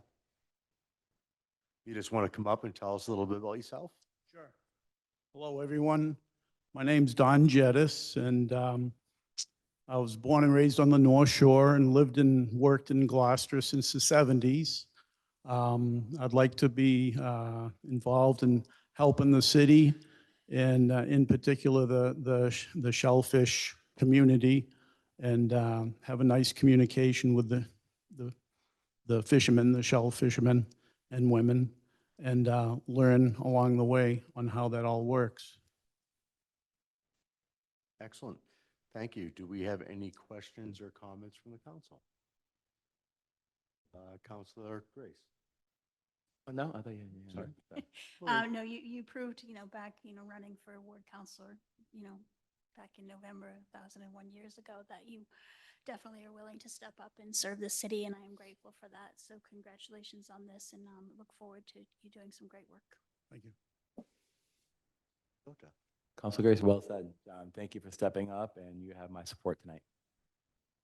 Any other councilor questions or comments? Councilor Worthley? Yes, Don, I consider you a personal friend. I'm grateful to see you step up. Many people may know that Dr. Don Jedis has a degree in chiropractic care.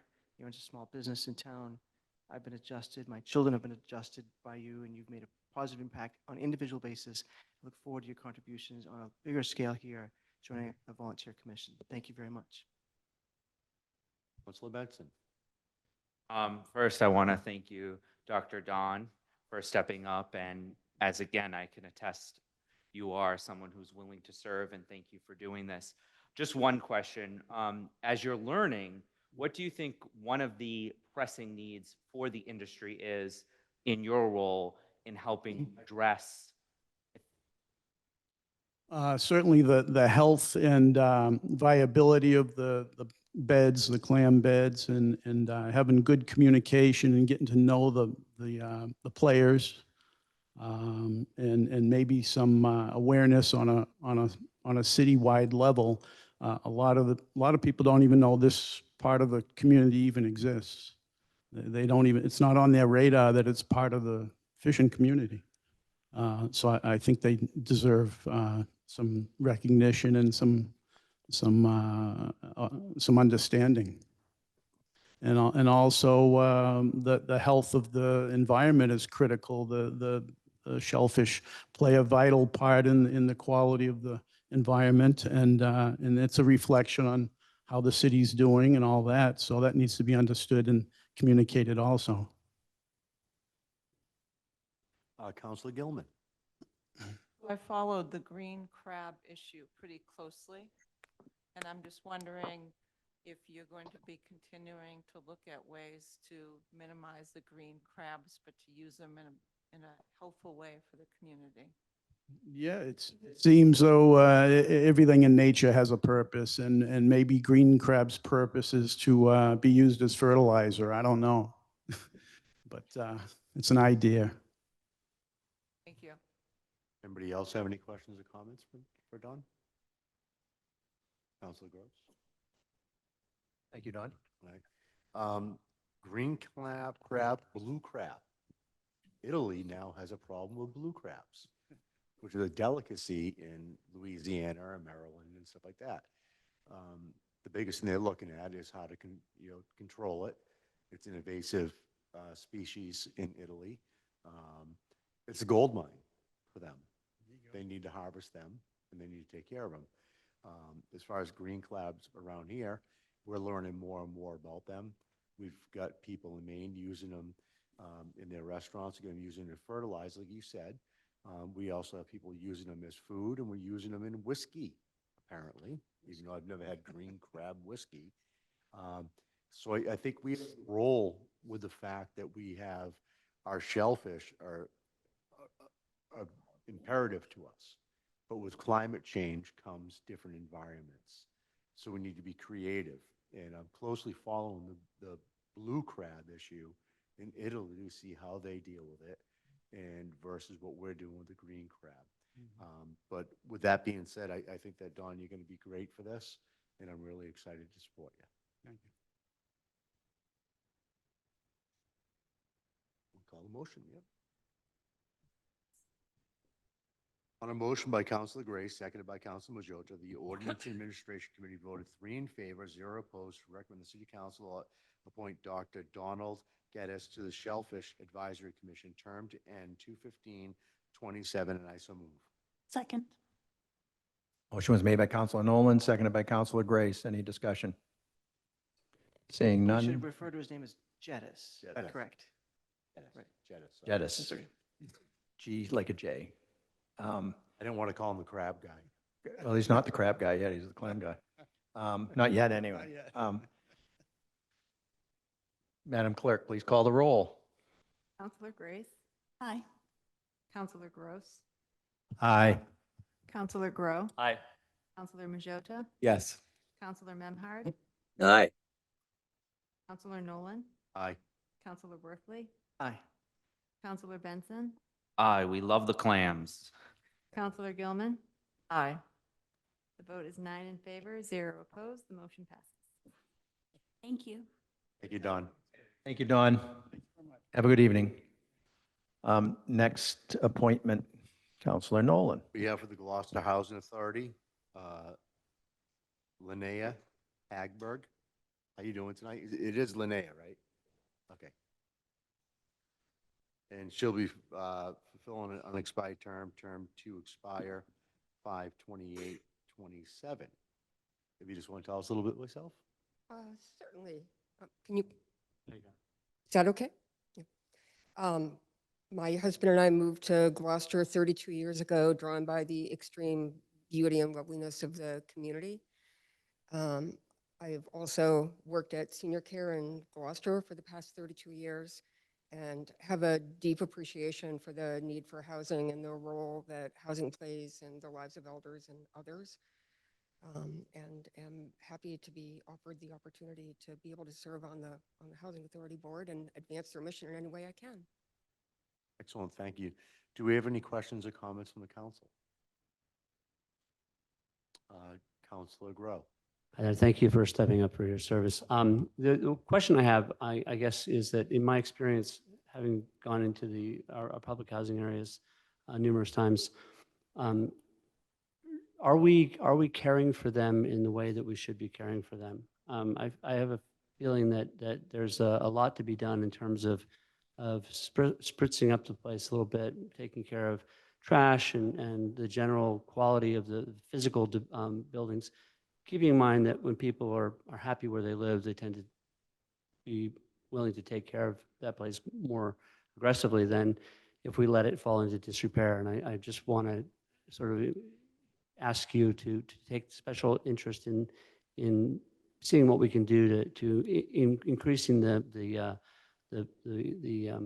public areas especially and the physical structures so that people feel good about where they live. Heard. Excellent. Any other questions or comments from the council? With that being said, I actually was wondering if I could ask a question from the mayor on this, because I think it might be helpful. It's a question that Jason had brought up about what we can do to make things better. And we have this senior incentive that we're looking to do for tax purposes and rebates and stuff. Would volunteering with a housing authority for handyman services, cleanups and stuff like that be something that we could look into, that maybe you'd meet with them to talk about? You know, the fact is we adopted that for city tasks. This is a state agency. I just happen to have an appointee. So I would say in the hierarchy of needs, it would be city stuff first. I don't know if we could do it even if we chose to. So I can check it with Suzanne, but I would say there are a lot of other tasks within city government that could be done first. And as we know, as I mentioned in an email earlier, because the funding, this current budget crisis, that was sort of backburnering that program. Exactly. Yeah. But I just know we could, put that in your mind and to look into it. Okay. Thank you, Mayor Verga. With that being said, do we have any other questions? Dylan? Just one question, and I want to thank Councilor Grove for bringing that to our attention, because this is some of the things that I'm hearing from constituents. And what avenue can we have for people that live in these buildings to just bring those concerns to the board as well? I was wondering if you had any thoughts about that, and also what's one of your goals that you plan to hopefully address being on the board? Obviously, I'm very new to this. I will say that there is an open time at the beginning of each board meeting for tenants to be able to come. So I think that's one way, is they know that they can come to the meeting themselves. Thank you for saying that, because now folks can know that that is an avenue to bring their concerns to the board. Thank you very much for bringing that. Excellent. Any other questions or comments from the council? With that being said, I'd like to read the motion. On a motion by Councilor Grace, seconded by Councilor Majota, the Ordinance and Administration Committee voted 3 in favor, 0 opposed, to recommend the City Council appoint Linnea Hagberg, fulfilling an unexpired term to the Gloucester Housing Authority, term to end 5/28/27, and I so move. Second. Motion made by Councilor Nolan, seconded by Councilor Majota. Discussion? Madam Clerk, read the roll. Councilor Grace? Aye. Councilor Gross? Aye. Councilor Grow? Aye. Councilor Majota? Yay. Councilor Memhard? Aye, and thank you, Linnea. Councilor Nolan? Aye. Councilor Worthley? Aye, thank you. Counselor Benson, Aye. Counselor Gilman. Aye, thank you. The vote is 9 in favor, 0 opposed. The motion passes. Thank you very much. Thank you. Next appointee, Counselor. We have Nolan. the Gloucester Clean City Commission, Sandra Burke. Sandra, how you doing tonight? I see you're hot. It is hot. We'd like to find a way of getting the windows to be able to be open instead of screwed shut.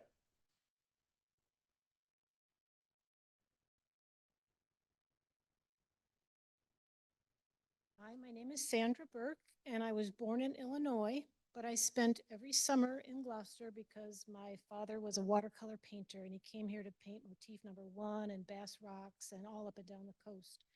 And ever since then, it's been my dream to live in Gloucester. So fast forward 60 years later, when I finally got to retire 2 years ago, I got to live here. So I'm really, really excited about that and excited to serve on this commission to keep Gloucester clean. Excellent. Thank you, Sandra. Is there any questions or comments from the council for Sandra? Frank. I just want to thank you for stepping up, and especially with the Gloucester Clean City Commission. You'll be working with Barnaby. I hope that's okay. But no, really, you coming from Illinois and then traveling here and wanting to live it and it becoming a dream. I think that some people will sometimes forget how beautiful Gloucester is and what a wonderful place we live. So it's great to see that you accomplished one of your dreams and living in really a gorgeous city. It's a with magical lot to place. offer. Yeah. Both, entertaining and arts. It's an amazing city. So thank you. Any other council questions or comments? Councilor Worthley. Yes, thank you again, Sandra. Is it Sandra or Sandra? Sandra. Sandra, thank Sand you. on a beach. Yeah. Perfect. If you have any of your father's works that you want to share with us at some point, please do. Oh, okay. I'd be interested. We don't ask this of everybody, but I just wonder, do you have any, where the Clean City Commission isn't, I think, officially full yet? You're still looking for more people? You have a quorum now? Yes. Have you had meetings yet? We had one brief meeting. Okay. Unofficial. Okay. If you just want to share any ideas you have, or if you can think of people you want to recruit, that you don't need to name them here, but like that could be a good thing to help get more people involved in the community. Any suggestions on how we can work to? Not yet. We're still reviewing the meeting minutes from the past group that was involved in this. And we're going to have a brainstorming meeting July 1st. That's our first official meeting. Great. Good luck. With that being said, Sandra, I want to thank you and for stepping up. And we have one other person tonight for the Clean City Commission, and I believe that brings us to an important point of where we can act. This administration has worked hard to bring this committee back, and I think that they found a lot of great people to make this happen. And I believe after our next person, I'd like to have the mayor speak on this commission and how we put this together, because I think it's going to be fantastic for the city of Gloucester. So with that being said, I'd like to read the motion. On a motion by Councilor Majota, seconded by Councilor Grace, the Ordinance Administration Committee voted 3 in favor, 0 opposed, to recommend the City Council appoint Sandra Burke to the Gloucester Clean City Commission, term to end 2/15/27, and I so move. Second. Motion's been made by Councilor Nolan, seconded by Councilor Grace. Discussion. Madam Clerk, would you like to call the roll? Counselor Grace, Aye. Counselor Gross, Aye. Counselor Grow, Aye. Counselor Majota, Aye. Counselor Memhard, Aye. Counselor Nolan, Aye. Counselor Worthley, Aye. Counselor Benson, Aye. Counselor Gilman. Aye. Vote is 9 in favor, 0 opposed. The motion passes. Thank you. Thank you very much. Next up, we have from the Clean City Commission, Hugo Burnham, term to end 2/15/27. That's not quite the entrance that Barnaby would have done. Yeah, we have those T-shirts. I was not born here. I was not raised here. I first started visiting Gloucester in 1990 and moved to live here moved back from when I was living in California for a while at the end of 1998. And I've been here ever since. My daughter went to the schools through middle school. I volunteered for a number of years in the school department, helping the theater stuff mostly. And I stayed on at the middle school after she left because she didn't want me anywhere near her anywhere else. And then the last couple of years, I haven't volunteered other than local cleanup things in my neighborhood. And I just felt that maybe I could do something to give some residents less opportunities to complain. Why, thank you, Hugo. Civic-minded of you. Do we have any questions or comments from the council? I would like you to add grape crab whiskey nip bottles to the list of things to pick up off of our city streets. Thank you for stepping up. I look looking forward to seeing the great work that you and Barnaby will do in keeping the city beautiful all the way around. Thank you. Excellent. Thank you, Councilor Grace. Councilor Gilman. Thank you, Counselor. So Hugo, daughter and my son went to school, and I have to say that the amount of volunteerism that this guy did for performing arts at the O'Malley Middle School was phenomenal. So he works really diligently. He's all over it, and he always gives us a great deal of confidence that he knows what he's doing. So I'm excited about that. And I also want to mention to both of you that I've remained close to both Carter and Ainsley, and they were on the Clean City Commission about 3 or 4 years ago when things were really strong before COVID. So if you want to reach them, I'm happy to help you get in touch with them. They're really good people. They can kind of give you a feeling of how things were done in the past and what deliverables maybe they thought were helpful where they weren't quite able to get all the way to the home stretch. So if you'd like, I can let them know that, and I'm sure they'd be more than happy to do that because I've done a million cleanups with both of them. But not only that, I've gone to the meetings and I've heard the sophistication of the things that they were looking at doing for the city, and then working closely with Mike Hale, our Public Works Director. So anyway, all good stuff. So thank you. Thank you, Councilor Gilman. Councilor Grubb. I just want to say that in light of the 400th anniversary of the colonization of Gloucester, it's nice to see that some of Britain's sons have returned to Gloucester to help clean up some of the mess that your forebears initiated. So I want to thank you for that. Sandra, I'm really sorry. Yeah, Sandra's from Illinois. That doesn't count. But in all seriousness, I want to thank you for stepping up, because I think that as a foreigner, as somebody who was not raised and born here, you're stepping up into a community that relies on volunteers. We need people to step up, and not just in saying that they're going to step up, but in actual action and doing something. I do want to let people know that the Clean City Commission is not now responsible, these 5 people or how many, for actually cleaning up every street in Gloucester. But you are responsible for initiating some policies and some practices that we can adopt, which hopefully will make for a better community. But I'm grateful for you standing up. I'm grateful for Barnaby standing up. I'm grateful for Sandra standing up and recognizing the beauty and the wonderfulness of the place that we call home and doing something about it. So go Foreigners. Excellent. Councilor Majota. I won't tell Sarah what you said, but thank you. Thank you, Hugo, for stepping up. I really do appreciate it, and I'm excited to see what the Gloucester Clean City Commission can do as a whole. And like Councilor Gross said, though, it really does, I'm cleaning up every street. I think people really do need to clean up after themselves and not just throw things out of their car or walking. It really takes the entire community to keep Gloucester clean. Thank you. Thank you, Councilor Majota. Councilor Benson. Thank you.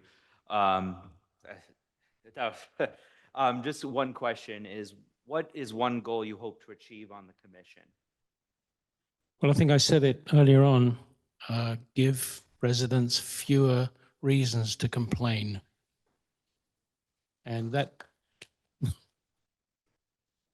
but I mean, practically speaking, for the first period that we start to meet officially, we'll be looking back to see what previous commission had done and what they felt they might have been able to do or realized was a no-go. So, and then go forward from there. Keep our goals reasonable so we can actually get things done, hopefully, and work with the city to make things cleaner. Well, thank you, Hugo. And as having ancestors from the UK that came here almost 400 years ago, it's good to see some people coming across the pond now to live here. Hugo, thank you.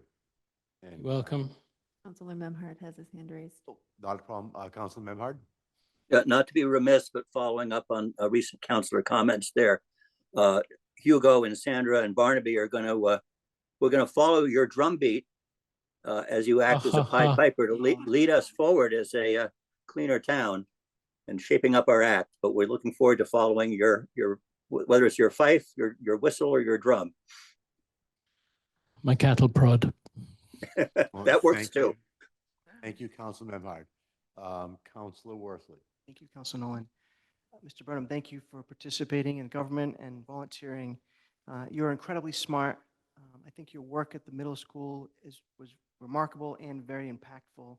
My daughter benefits still today from the work that you did, and I know your daughter does a remarkable job too in running the drama club. So I just want to thank you through her work too, and your contributions years ago are still making a difference. So thank you for that.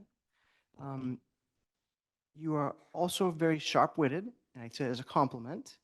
My skin has been thickened in part because of some of our exchanges, and I appreciate that. I say that with respect. I just wanted to raise the point without having to get into it deeply that there are some people who experience your sharp wit differently, and just to be as sensitive as you can to healing any of that sort of collateral damage in expressing yourself. You have been very effective, and I look forward to your effectiveness on the Clean City Commission. Just want to get that out there. Thank you. I'll be as sensitive as everybody else. Fair enough. Thank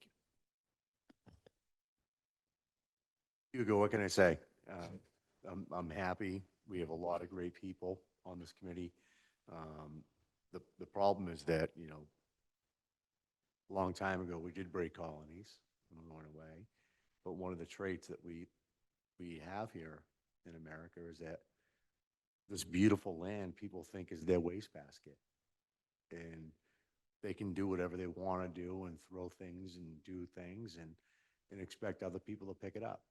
And a lot of my friends go through Europe and through England and Ireland and Scotland. And one of the things they don't really see is trash.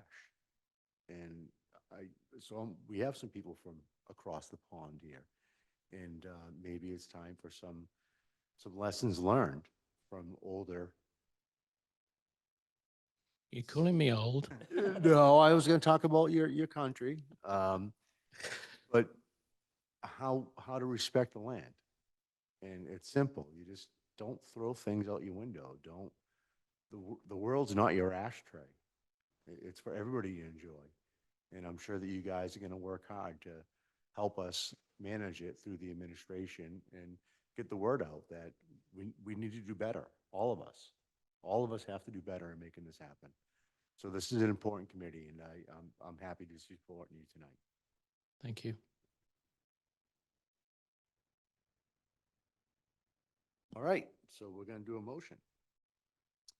On a motion by Councilor Gray, seconded by Councilor Majota, the Ordinance Administration Committee voted 3 in favor, 0 opposed, directing the City Council to appoint Hugo Burnham to the Gloucester Clean City Commission, term to end 2/15/27, and I so move. Second. Or me. Motion made by Councilor Nolan, seconded by Councilor Grow. Any discussion? Madam Clerk, would you like to call the roll? Councilor Grace. Aye. Counselor Gross, Aye. Counselor Grow, Ever so pleased to say aye. Yeah, yes. Counselor Majota, Yay. Counselor Memhard, Aye. Counselor Nolan, Aye. Counselor Worthley, Aye. Counselor Benson, Aye, don't litter. Counselor Gilman. Aye. The vote is 9 in favor, 0 opposed. The motion passes. Thank you, Hugo, Thank you very much. stepping up. And Mayor, there's been a request for you to come up and tell us what the future of the Clean City Commission, Yeah, so let me start with a little history. administration's vision. So for those of 30 you who- seconds or less. For those of you who here last, for those of you who were here last term knew that I was trying to fill a lot of unfilled positions. This particular commission had 0 members, or they expired the February I took over. And I tried very hard through several memos to the council and word on Facebook that there were openings. We had one person who joined in 2022. I think they may have stepped aside because we never got anybody else. We now have these 3 plus 1 more.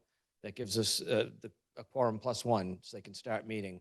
And I would like them to take a look at things like NIPS, what we could do about cigarette butts, There's a lot of things out there that we want to give people less reason to complain. I'm going to steal that from Hugo. But I think that we've got people who are motivated and they can make a difference. And so stay tuned for some exciting things from the Clean City Commission. We'll all be at the edge of our seats. Thank you.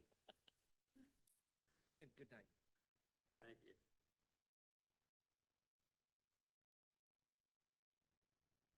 I think we should give them a round of applause. Oh, we need to do that for everybody. Then we need to do it for everyone then. All right, Madam Clerk, next order of business. Consent. Councilor Nolan is exiting the meeting right now, so I'd like that to be noted.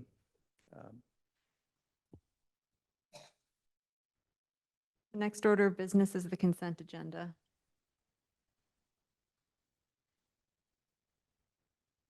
Any councilors wish to pull any matter off the consent agenda? Councilor Gilman. I'd like to remove number 3 under the consent agenda memorandum from the interim community development director regarding Essex County Greenbelt conservation restrictions, Mount Hunger and Pilots Hill.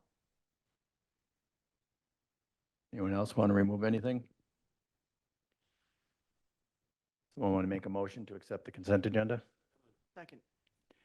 Motion made by Councilor Gross, seconded by Councilor Worthley. Discussion? Madam Clerk, would you like to call the roll? Counselor Grace. Aye. Counselor Gross. Aye. Counselor Grow. Aye. Counselor Majota. Aye. Counselor Memhard. Aye. Counselor Worthley. Aye. Counselor Benson. Aye. Counselor Gilman. Aye. Vote is 8 in favor, 1 absent. The motion passes. And Councilor Gilman, At floor is looking- yours. Thank you.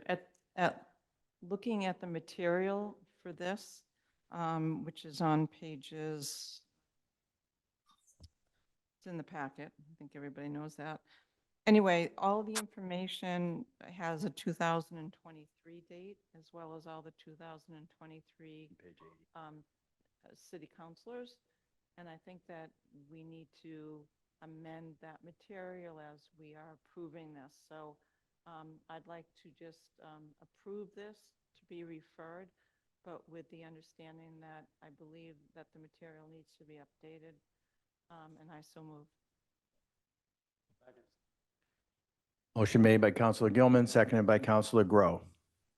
And that's to amend it at P&D. Correct? The current, all the material that's in the packet. Any more discussion? Councilor Worthley. First, I agree. But our only action today is to refer it to P&D. Right. And you can figure that out there. Exactly. Madam Clerk, would you call the roll? Counselor Grace. Aye. Counselor Gross. Aye. Counselor Grow. Aye. Counselor Majota. Aye. Counselor Memhard. Aye. Counselor Worthley. Aye. Counselor Benson. Aye. Counselor Gilman. Aye. The vote is 8 in favor, 1 absent. The motion passes. Next order of business, Madam Clerk. May 23rd, 2024 Budget and Finance Standing Committee report. Okay, I chaired that meeting, and Counselor Grow was in attendance. It was a busy night for everybody. We were down to 2, but that's a quorum, and that works.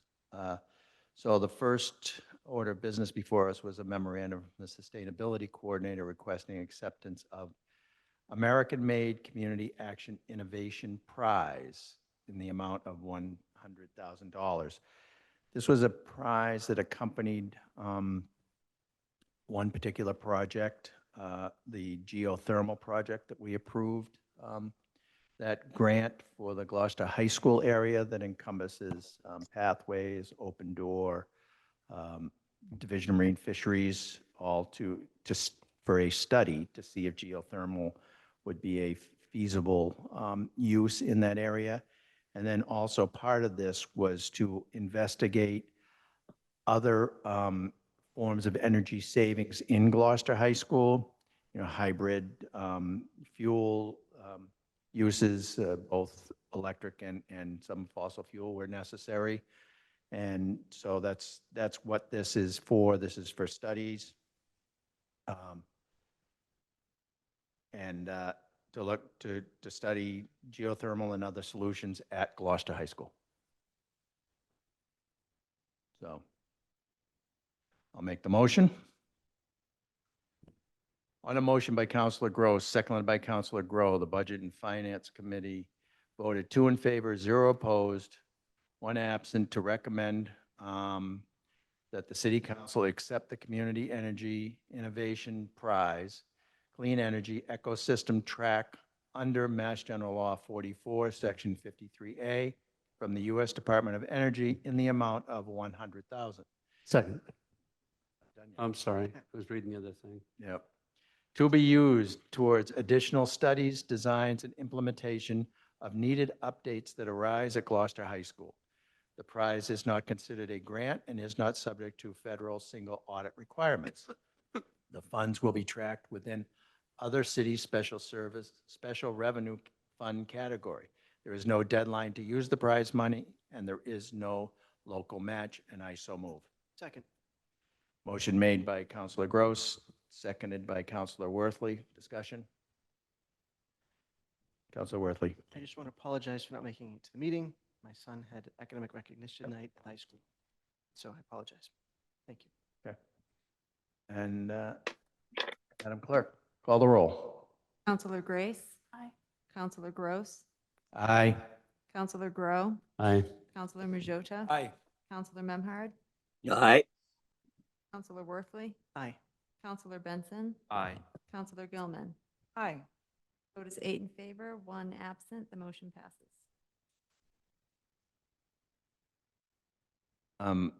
The next order of business before us at the BNF was memorandum from the city engineer requesting acceptance of a dam and seawall repair or removal program grant in the amount of $112,500.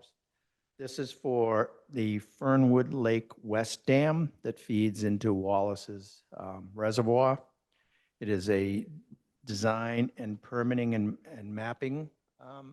The grant will be used for design, permitting and mapping. The dam was one of the dams that's been noted as in critical conditions in Massachusetts. So if there's any questions, I'll make the motion. On a motion by Councilor Gross, seconded by Councilor Grow, the Budget and Finance Committee voted 2 in favor, 0 opposed, 1 absent to recommend that the City Council accept state grant Mass General Law 4453A from the Executive Office of Energy and Environmental Affairs, a dam and seawall repair or removal grant program in the amount of $112,500 for the purpose of completing the necessary design work and filing of permits needed for necessary repairs for the Fernwood Lake West Dam. The grant period is through June 30th, 2025, and there is a local match requirement. Second. Motion made by Councilor Gross. Oh, and I so move. Motion made by Councilor Gross, seconded by Councilor Grow. Discussion. Councilor Benson. Council President, maybe you can answer this. Is there a timeline once this is done that the actual dam will be repaired? I was looking at this extensively. This is in much need. I could not possibly answer that. Okay. Sorry, it would be Okay. probably bad information I would give. And then maybe if someone is available to talk about, like, in the event of, say, a major flooding event, what right now is in place for safety measures before this dam is going to be repaired? I would say that would be a question to send to the mayor's office. Okay, thank you. They should be able to get you that information. Thank you. Councilor Worthley. Two quick questions. And I wasn't at the meeting, so I apologize again. The language says Fronwick Lake, but you mentioned Wallace's Reservoir. I don't think Wallace is a reservoir. I think it's just a pond. Pond. Right. Wallace is Pond. I didn't mean to be corrected. But it does feed into Right. our water system, Okay. I believe. I think it may.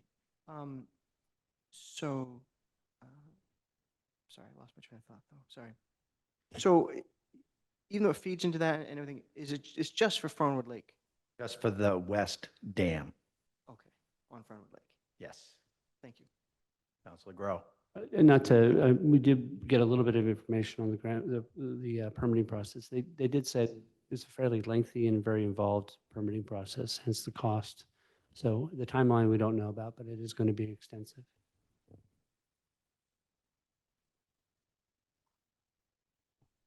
Correct. So the match is 25%. Something. Yeah. So they're asking for a substantial investment from the community. Any more questions? Madam Clerk, would you call the roll? Counselor Grace. Aye. Counselor Gross. Aye. Counselor Grow. Aye. Counselor Majota. Yes. Counselor Memhard. Aye. Counselor Worthley. Aye.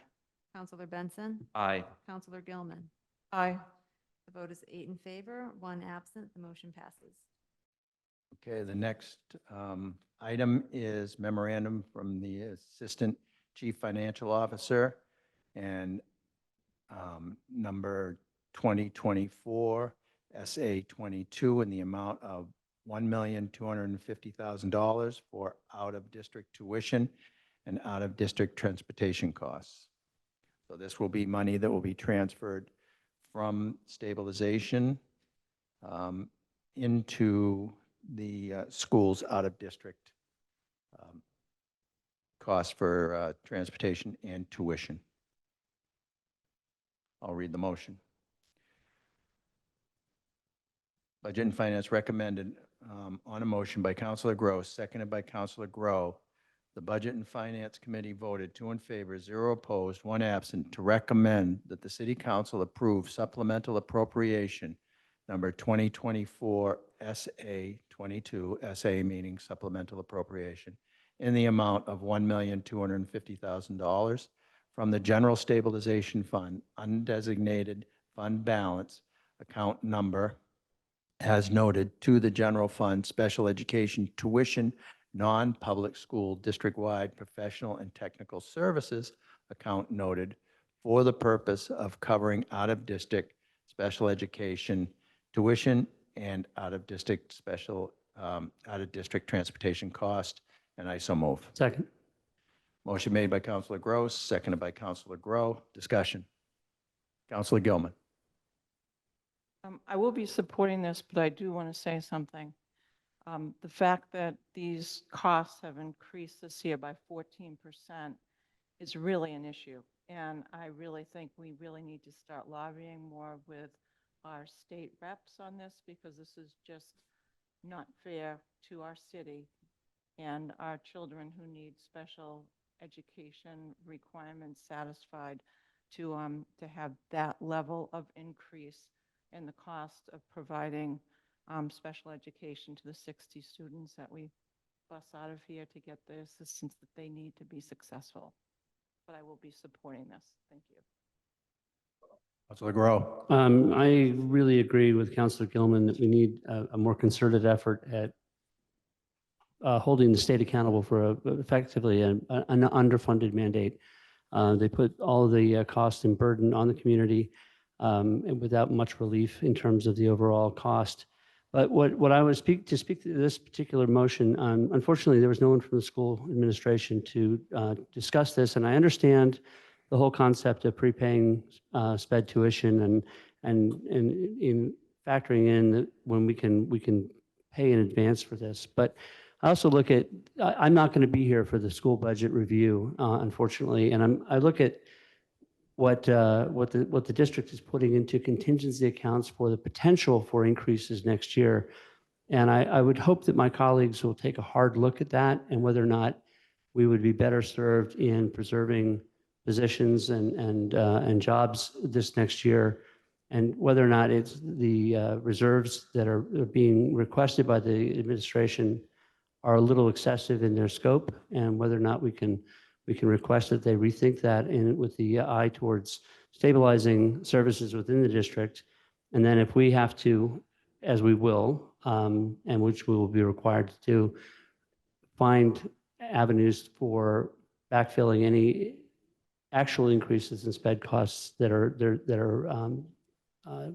impact the city after they're known. I think the idea of being resourceful in terms of putting in contingency accounts is great when you have resources to put in contingency accounts. But if you have contingency accounts at the expense of cutting services within the district, I think you need to take a harder look at that. And I'm requesting my colleagues on the council to please address that if you feel similarly to the administration of the schools and bring that up, because I think it's an important point and I really don't want it to be lost during the budget process.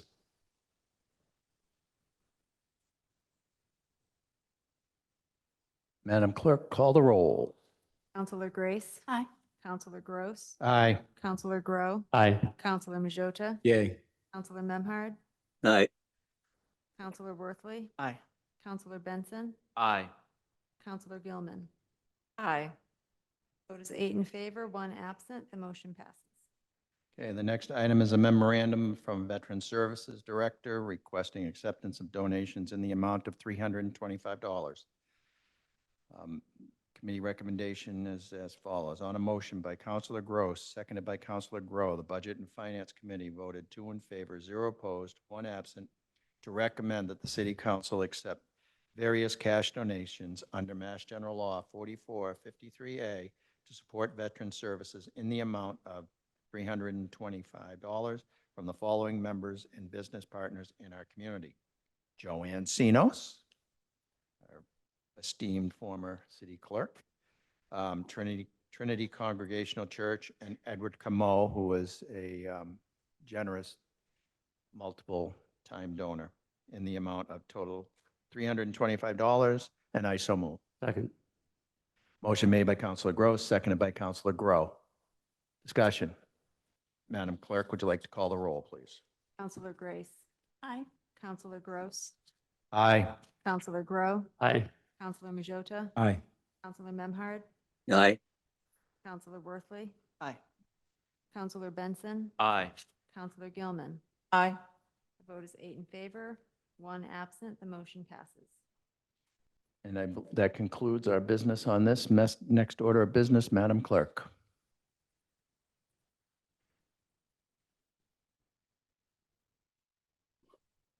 There were the Ordinances and Administration, May 20th, 2024 Standing Committee Report. There are no items under this heading.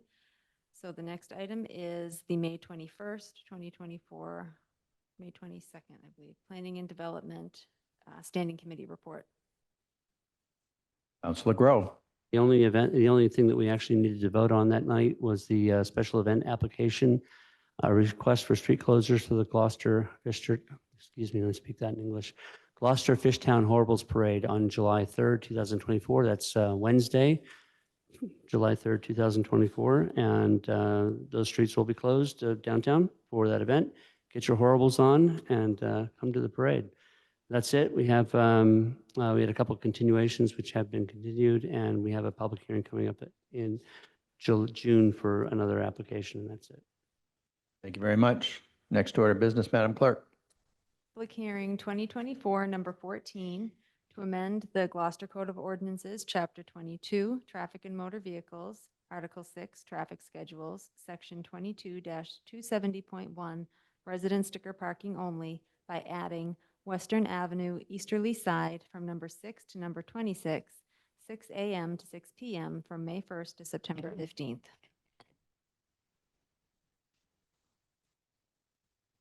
And I will open the public hearing. Anyone would like to speak in favor? Do we have any raised hands?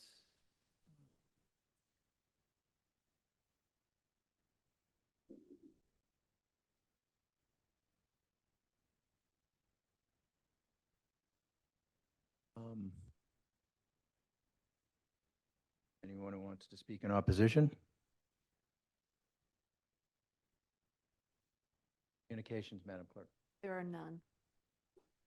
Questions from the counselors? I think this was put forward by Counselor Grace. If you would like to take the floor. Sure. Just in, Since we've had such an abbreviated, we'll bend the rules a little here. Constituents reached out to me in regard to making this resident parking only for the determined time. You know, it's in keeping with Middle Street, which is the next block over. It only affects about 12 spaces. It really won't impact, you know, tourism or anything because we still have all of the Boulevard, Stage 4 Park, Rogers Street, Washington Street, St. Peter's Square that is still available for parking. So basically, it's just kind of helping that one little section of the neighborhood that can get inundated with parking, primarily going to Pavilion Beach. Thank you. You're welcome.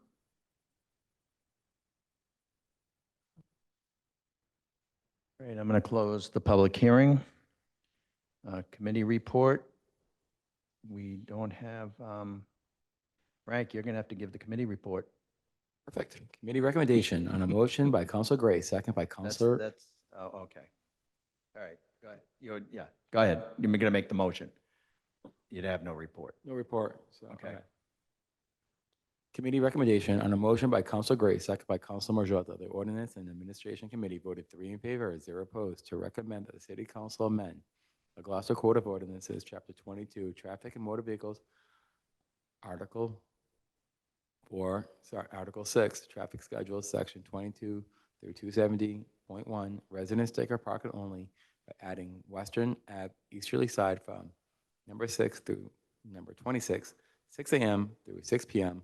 from May 1st to September 1st, and I so move. September 15th. May 1st to September 15th, and I so move. Second. Motion made by Counselor Majota, seconded by Counselor Worthley. Discussion. Counselor Benson. Thank you, Council President. Just one question is, what was the reason to just do it during that tourism summer month instead of year round? It's just in keeping with what's in the area. Okay. You know, just to make it so it would kind of mirror Middle Street. Okay. And just so folks know, like, since it's resident parking, the people, if they want to go, they have the beach sticker on there, they can park there if they want to go to Anybody Pavilion with a Beach. beach sticker or a resident sticker, just not Aunt Betty if she comes for a cookout. Thank you, Council. Counselor Gilman. I should have asked this during questions, but I do have a question. This So is discussion. It's both sides. Get of closer the- to your mic. Oh, sorry. Thank you. It's both sides of the easterly section. I mean, there's a right side and a left side. There's no parking on one side. So it's just the section So it's from past the Tallies to the convenience store. tavern. It's past the convenience store pushing down the road. Is It that- would be from the former site where Tallies was to the tavern. Completely understand now. Thank you You're for welcome. the understanding. Thank you. I do have to say that we've been designating an awful lot of spaces for resident only, and I think we need to be mindful of this. And as I see more coming down the pike, I think we really need to use some self-control on these. I will support this, considering it has such a limited scope. It certainly doesn't help with the study that we just saw earlier, but we do really need to be mindful of how much every neighborhood would love to have resident parking only. So we really do need to be mindful. Councilor Grow. Here to that. I think we have to be really careful about overstepping on this. I think the fact that there's a lot of extra parking areas in that particular region leads me to be more supportive than I have in other positions, but I think we do have to be very careful about slippery slope. Any more discussion? President, I will, yes. I could. I just want to speak on this.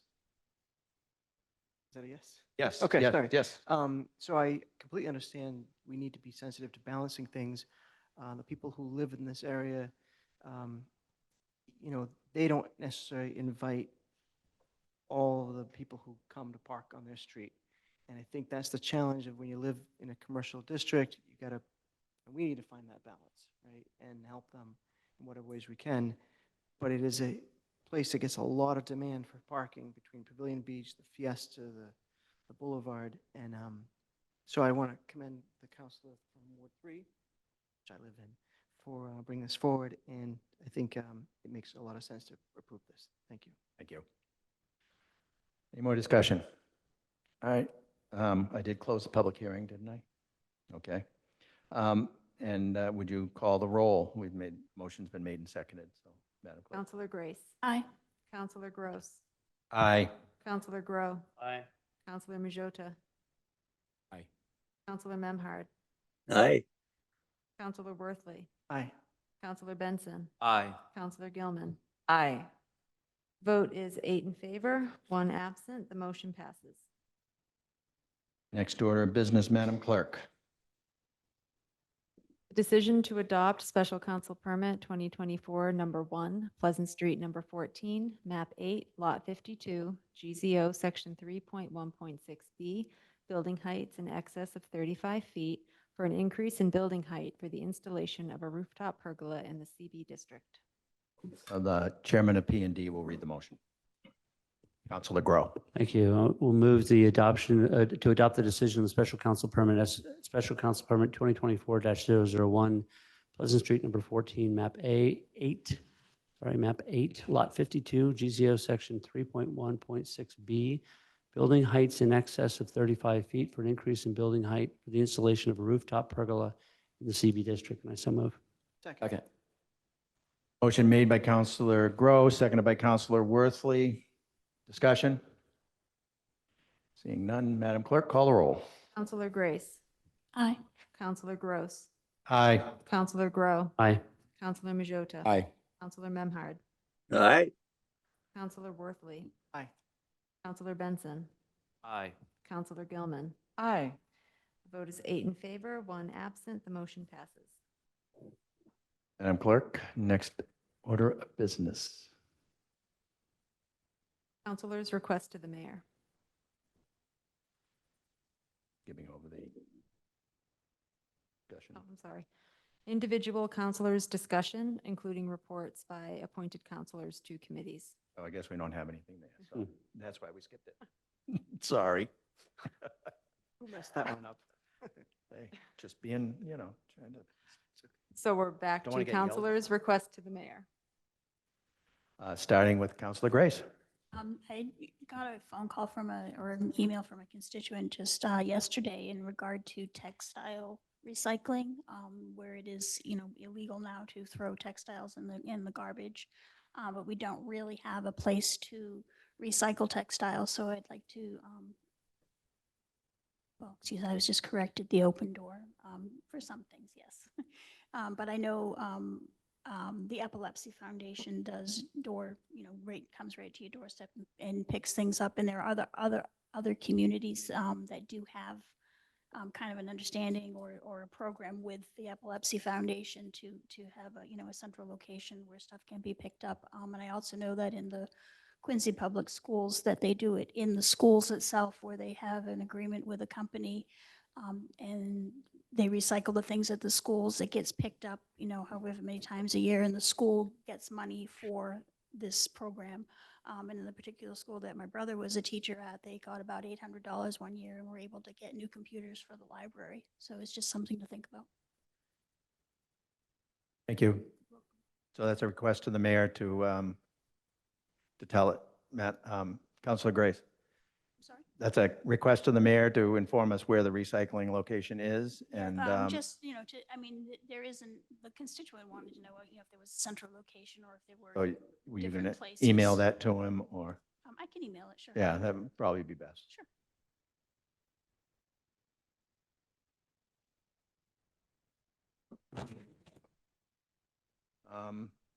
Me, I'm going to wait.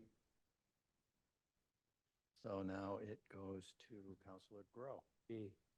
I've already sent all my requests to the mayor. I just, I want to thank Greg Catamatore and the consultant RKG Associates, Eric Halverson, and Jane Remsen for holding a very informative, very civil, and respectful meeting, last week, was it?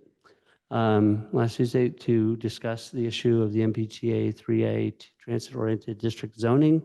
It continues to be a complicated issue for people to get their hands around. I would strongly urge you, if you have questions, to reach out. The Community Development Department will field calls. The members of the Planning Board, members of the Planning and Development Subcommittee, I'm sure will all be willing to help out in that front. There's lots of material that has been put online. There's a new FAQ that the city has put together. It is an issue I think that deserves a lot of people's attention and thoughtful attention, because it's going to be coming at us over the next few months in earnest, and we're best off if we make decisions from an informed, fact-based perspective. And I urge the community to treat it like that. So that would be all I have to say. I will unfortunately be not here for the June 6th presentation of the draft motions that the Planning Board and the P&D are going to be receiving. But I urge people to tune in and watch that presentation as well. Thank you. Councilor Majota. My request to the mayor's office is to, if we have the DPW repaint some crosswalks, I feel like, from Addison Gilbert Hospital and to, Bayview Fire Station, so a lot of the crosswalks are faded. So I would just like to know if there's a schedule to get those repainted to be more visible for the driver and the pedestrians for a safety issue. I do support safety. And also, as the days are getting hotter, it's just for people to look out for the elderly to make sure that they're safe. Thank you. Councilor Memard. Thank you. I've shared all my concerns with the mayor's office and their staff. Thank you. Thank you. Now I am to Councilor Worthley. Doing this from memory. It's pretty good, actually. I forgot I was next. I first want to commend the DPW for their hard work in getting the beaches ready and the cemeteries ready. It's just like everything happens at once to start the season. And also to the Veterans Department for running a very successful Memorial Day ceremony on Monday. I think some people naturally think that every cemetery in the city is a city-run cemetery, and they're not. Many of them are owned privately, and even though we hear the complaints of maybe them not being maintained to the liking that some people want, the city has no jurisdiction. In fact, we couldn't just go in and clear them up. So I just want to sort of take a little pressure off of the DPW for things they're not responsible for. That said, we probably should try to reach out to some of those organizations if they still exist. I know some of them haven't met or don't exist any longer, but we should try to be helpful if we can. There's been significant erosion at the end of probably Western Ave. Western Ave at the entrance to Pavilion Beach, where pavement goes right out to the sand, and then there's space sort of, I think where Moby. What's the name of the landing there? I don't know, maybe someone who serving the Waterways Board might know. Oh, well. Just kidding. It's where Moby Duck used to used to go out of, right near the tavern, Pavilion Beach, but there's a lot of erosion underneath the cement, which makes it, the cement is breaking when people are walking on it. So I don't know what role this DPW or some other agency, but just want to bring that to everyone's attention. It's the end of school. We still need to drive slowly, but I also want to just mention that there's a lot of events. It's a little bit of a blur for me to keep track of which of my kids have an event, which day, but I'll be at all of those. Hope that you guys can attend as well. Last year, the mayor did a good presentation on the creek, and I think he said there was going to be a follow-up at the end of the season. I either missed it or it didn't happen, but we got an alert that there's a preemptive closing of the creek, and I understand why they prevent it, because you can't test it and get the results the day of the testing.